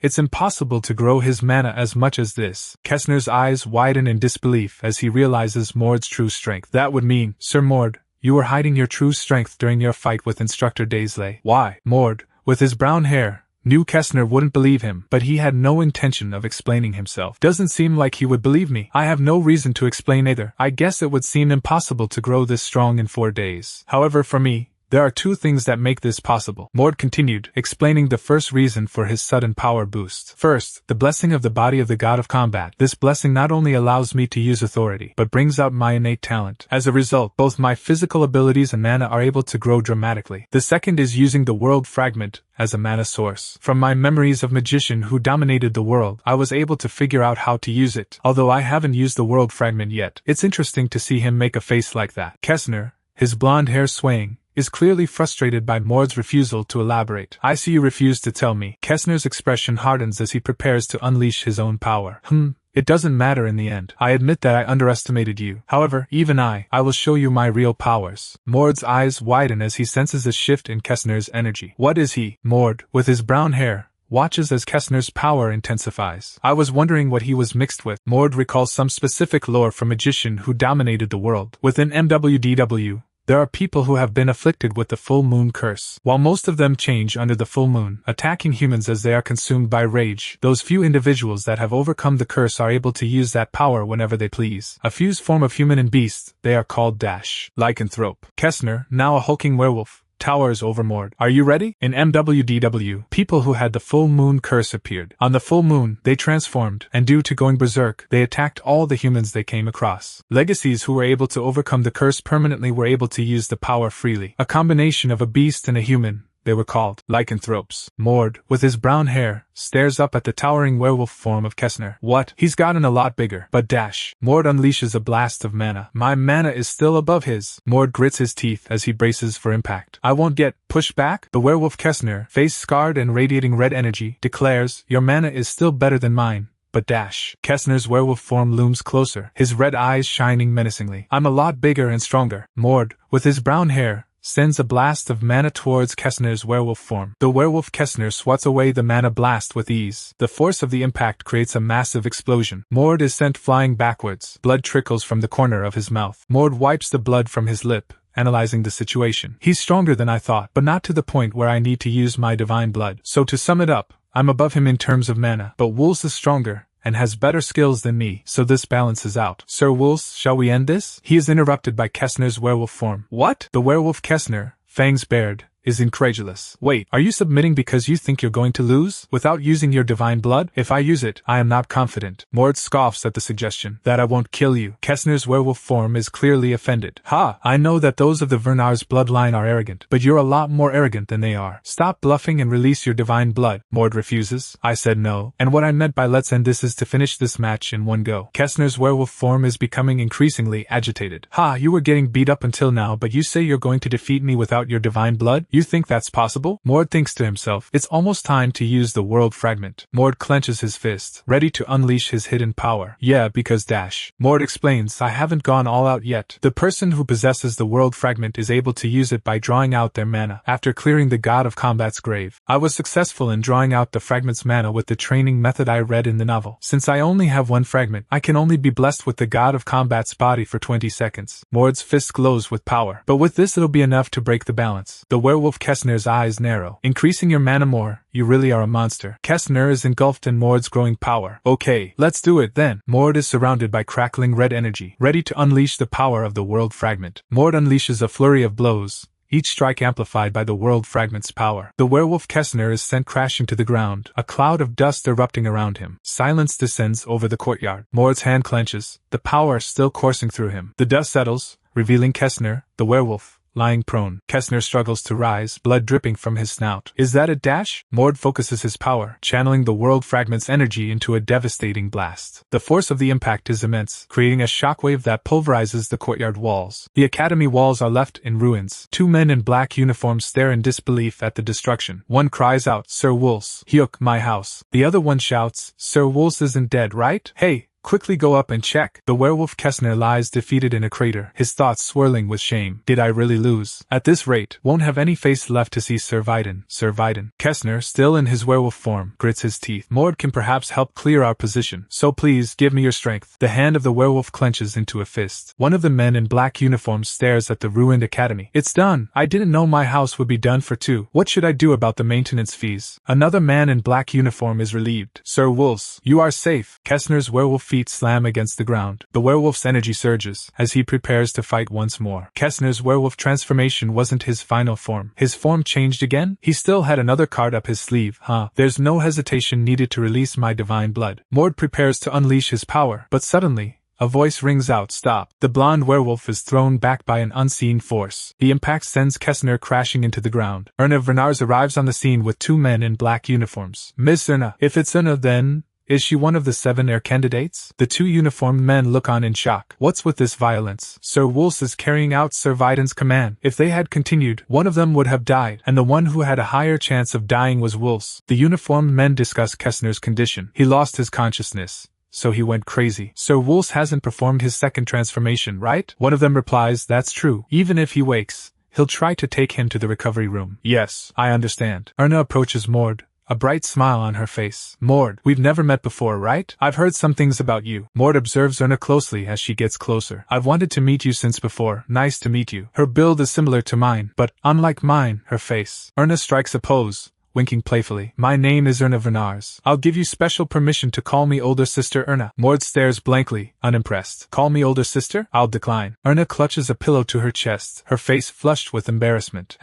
How embarrassing. Embarrassing. The man in glasses adjusts his tie, looking slightly exasperated. That's why I told you to stop with the friendly older sister plan. Erna Vernars sits cross-legged, defending her strategy. He's an illegitimate child who has lived a lowly life until just recently. He wouldn't like it if someone with a legitimate bloodline approached him and asked to be friendly with him. Right? That's why I thought he'd like it more. Erna continues, her blue eyes shining with excitement. Anyways, I'm surprised he defeated Wools without releasing his divine blood. I was also shocked. Wools lacks practical experience, so his defeat may have been delayed, but his skills are that of a high-ranking warrior, right? That's why I called dibs on him. Meanwhile, two men are in a sauna. One of them is toweling his hair. The problem is, the news that he defeated Wools has already spread throughout the Archdukedom. Thanks to that, the competition to recruit Mord will be higher. One of the men expresses his disbelief. Mord, that newbie defeated Wools? I can't believe it. Back in the room, Erna is still ranting. That's why I wanted him before this happened. He's like an invasive species. Which bloodline is he from? What should we do? The man in glasses replies, what do you mean? What should we do? Instead of going there personally, send someone else and persuade him with good conditions. This is an urgent message. The man in glasses turns to Erna, his expression serious. What is it? Viscount Winsole. Erna Werner's eyes widen in disbelief as she reads the announcement. It has been announced that Mord will accompany him on the magician who dominated the world obstruction mission.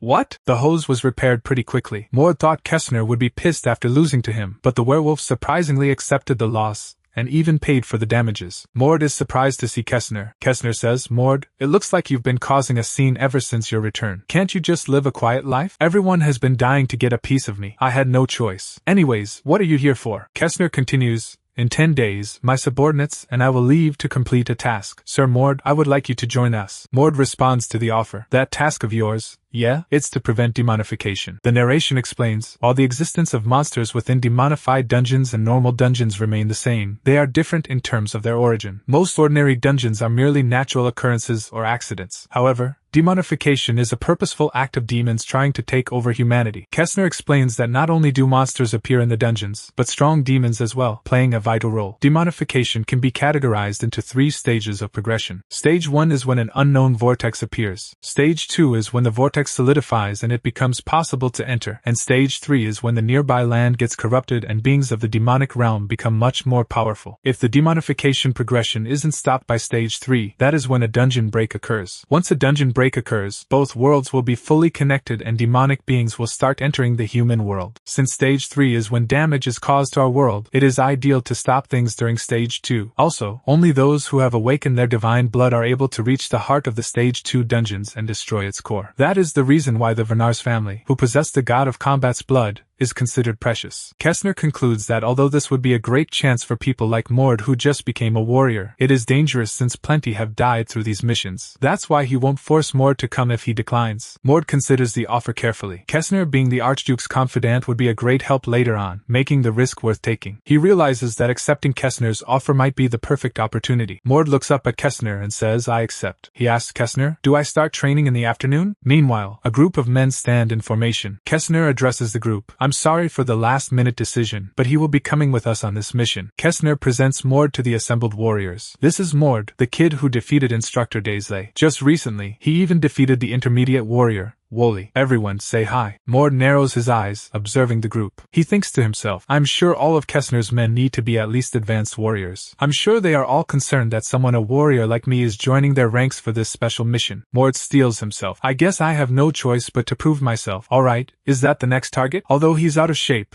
his body is built through experience and training. Suddenly, a burst of energy erupts from Mord. One of the warriors approaches him with a smile. I'll be sure to take you on. Whoa, so you're the super rookie that everyone's been talking about. It's nice to meet you. Mord looks around at the assembled warriors, a question mark floating in his mind. The men tower over Mord, making comments and sizing him up. I have nothing to say. I'm sure you brought someone strong. Hey newbie, hold still. Do you like to drink? Your talk, you're only mean. Mord thinks to himself, they're pretty. Accepting? Kessner claps his hands together to get everyone's attention. Alright, focus. Kessner announces his plans for the next 10 days. For the next 10 days, we'll be focusing on ensuring that we can work together. Sorry, but I need to go challenge the god of combat's grave. Until I'm finished, I'll leave you guys to train. Kessner turns to one of the men. Erickson, take care of Mord for me. Erickson replies, okay. Kessner waves goodbye. Stay safe. Erickson approaches Mord. Sir Mord, why don't we introduce ourselves? Erickson, the advanced warrior, introduces himself and Reek, another advanced warrior. I'm Erickson, an advanced warrior, and this here is another advanced warrior, Reek. You're both from bloodlines that are not of the Vernars. Your role will be to work with Reek and support Sir Kessner at the center of our formation. Erickson emphasizes the importance of teamwork. Since working together is important, let's get along. Get along. Mord stares blankly at Erickson. How am I supposed to get along with someone who's emotionless? Erickson claps his hands together, ready to begin training. Alright, since we don't have time, why don't we start training? 10 days pass. The god of combat's grave glows with power as Kessner emerges victorious. Days later, Viscount Wingle is coming out. I knew he would clear it before the end of the day. Kessner is congratulated on his safe return. Congratulations on returning safely. Would you like to eat before you go? Kessner declines the offer. Sorry, thanks for the meal, but I have an important mission that I need to attend to. Be safe on your way. Archduke Vernars wonders, I wonder if that kid has gotten used to things. Elsewhere, something massive is being attacked with a flurry of elemental magic. The magic explodes on contact, as someone is sent flying backwards. Archduke Vernars is shocked by the display of power. What is this power? That Mord is completely different from the old one's combat spirit. Don't tell me he's managed to grow even further since then. Viscount Winsole returns to the Archduke. Viscount Winsole, you're back. Yeah, how's Mord's training going? Viscount Winsole explains the training regimen. We've managed to teach him the important formations. Since he's not training in magic combat, we're focusing on his basic abilities first. We're also teaching him how to utilize his physical reinforcement to nullify venoms. From your perspective, what do you think? Viscount Winsole is impressed with Mord's progress. He's quick on the uptake. However, What's more interesting to believe is the time he's able to keep his medicine blood awakened. He's able to maintain it as long as Kiki. Increasing the amount of time you can last in that state is now something you can achieve within a short period of time. Despite having only awakened his divine blood recently, you're telling me he's on par with someone who awakened 12 years ago. Yes, haha, I couldn't believe it with my own eyes. That kid, he's an unbelievable monster. Mord unleashes a blast of mana, reveling in his growing power. This is fun. This is really fun. Mord grins, feeling the rush of new abilities. Every time I learn something new, I can feel myself growing stronger. Despite not having a dream or a goal in the past, more mana surges through his body. Mord clenches his fist, a newfound confidence washing over him. I feel like I can do anything now. The scene shifts to a bright sky. Now, we'll be moving to the mission area. Viscount Winsole addresses the assembled team. Thank you, everyone, for training. I'm sure you've prepared well enough, and this mission will be a breeze. He continues to speak to the group. Just in case, is there anyone who's worried about the mission? One of the men replies, of course not. I'm sure we'll be ready for anything with him around. Winsole nods in agreement. Although every individual is important for the mission, what's above all is the cooperation between team members. I was worried whether Mord would be able to keep up with the team within those 10 days. But it looks like he's mature enough to adapt to his role and adjust as necessary. I felt this before, but something about him makes him seem older. Winsole turns to Mord directly. Mord, are you sure you can return safely? Mord responds with a confident smirk. Of course, I'm eager to start this mission. Winsole smiles, appearing satisfied. Perfect. He concludes the briefing. Let's make sure we conserve energy when we know we need it. I'll make sure you get plenty of chances to fight. The team moves out, but something is clearly wrong. Viscount Winsole and his team arrive at the destination, but the sky above them crackles with ominous purple lightning. Winsole's expression darkens. Damn, the second stage of demonification has already begun. The land below them begins to crack with dark energy. One of the men notices Viscount Winsole's arrival. Viscount Winsole, you're here. You've worked hard on watch. But it seems the erosion day is earlier than expected. What happened?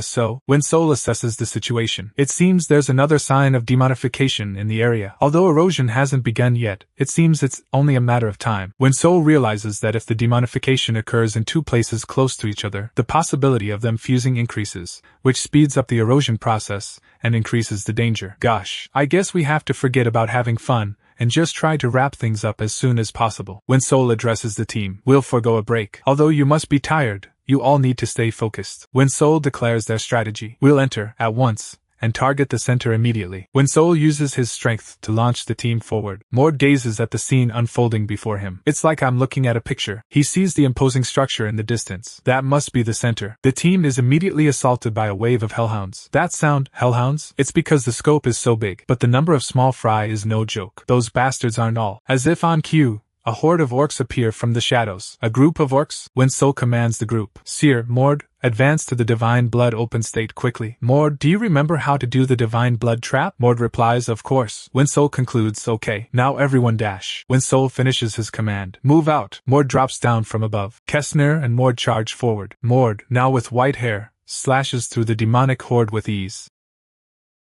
Winsole unleashes a torrent of golden energy, obliterating the advancing enemies. The golden energy surges forward. The attack explodes with devastating force. Kessner, observing the battlefield from afar, comments, that's strange. Compared to their numbers, their pace is too fast. Kessner observes the situation. It seems the fusion of the demonification is occurring. Regardless, it's too late to call for reinforcements, which means, nothing changes. We just need to break our way through and deal with the core as quickly as possible. Winsole barks out orders. Reek, Mord, you two deal with the Cyclopes. I'll deal with Etten. A chorus of voices reply, yes sir. Mord, his hair now white, faces down the monstrous Cyclopses. Mord unleashes a surge of energy, his fist colliding with the Cyclops' massive form. The impact sends shockwaves through the battlefield as the Cyclops reels from the blow. The Cyclops collapses, defeated by Mord's overwhelming power. Winsole watches Mord fight the Cyclopses, impressed. Mord, that brat. Even though it's his first time entering a demonification process, he's not scared at all. I felt this during training, but he's really something. Winsole's eyes narrow as he senses a shift in the demonic energy. Suddenly, a massive demon appears, towering over the battlefield. When Winsole realizes what's happening. He was condensing his energy. I need to set the trap quickly. Mord unleashes a torrent of power against the demon. Winsole watches as Mord continues his assault against the massive demon. Winsole shouts a warning. On your right. The demon roars as Mord's attack lands, the force of the blow rippling outwards. Mord continues his assault. The attack explodes against the demon. Winsole watches with a look of disbelief. I thought he was something. Mord's eyes glow with power. But he's a monster. Mord thanked his ally Reek. Thank you, Sir Reek. I didn't want to get hit by the Cyclopes' blood. Because of the stench. Thanks to you, I avoided it. The Viscount is probably finished slaying and is on his way to the center. Let's hurry on as well. Mord's eyes widened as he sensed something was amiss. A split screen showed Viscount Winsole and a group of demons. Viscount and demons. Mord realized the situation had escalated. 5 of them. It seems the fusion did end up happening. Dust and debris flew everywhere. Mord crouched low, trying to understand the sudden shift in events. What just happened? Mord landed on his feet, seemingly unharmed by the fall. Above him, a voice echoed, "Wow, to think you fell from that height, and you're still fine." Mord looked up to see a figure looming in the distance, surrounded by a sinister aura. The voice continued, "You're young but still of the god of combat's blood, is that it?" Mord's eyes narrowed as he took in the scene before him. Wait, is that perhaps? Before him stood a massive doorway pulsating with dark energy. The door that connects the demon world and this world? Then this must be the deepest part. And that bastard? At the heart of the dungeon, a grotesque mass pulsed with dark energy. Mord questioned it directly. "Are you the dungeon's core?" The core responded simply, "Yes." A hulking, red-skinned demon emerged from the core. If you want the next part of this story, comment banana, and don't forget to subscribe.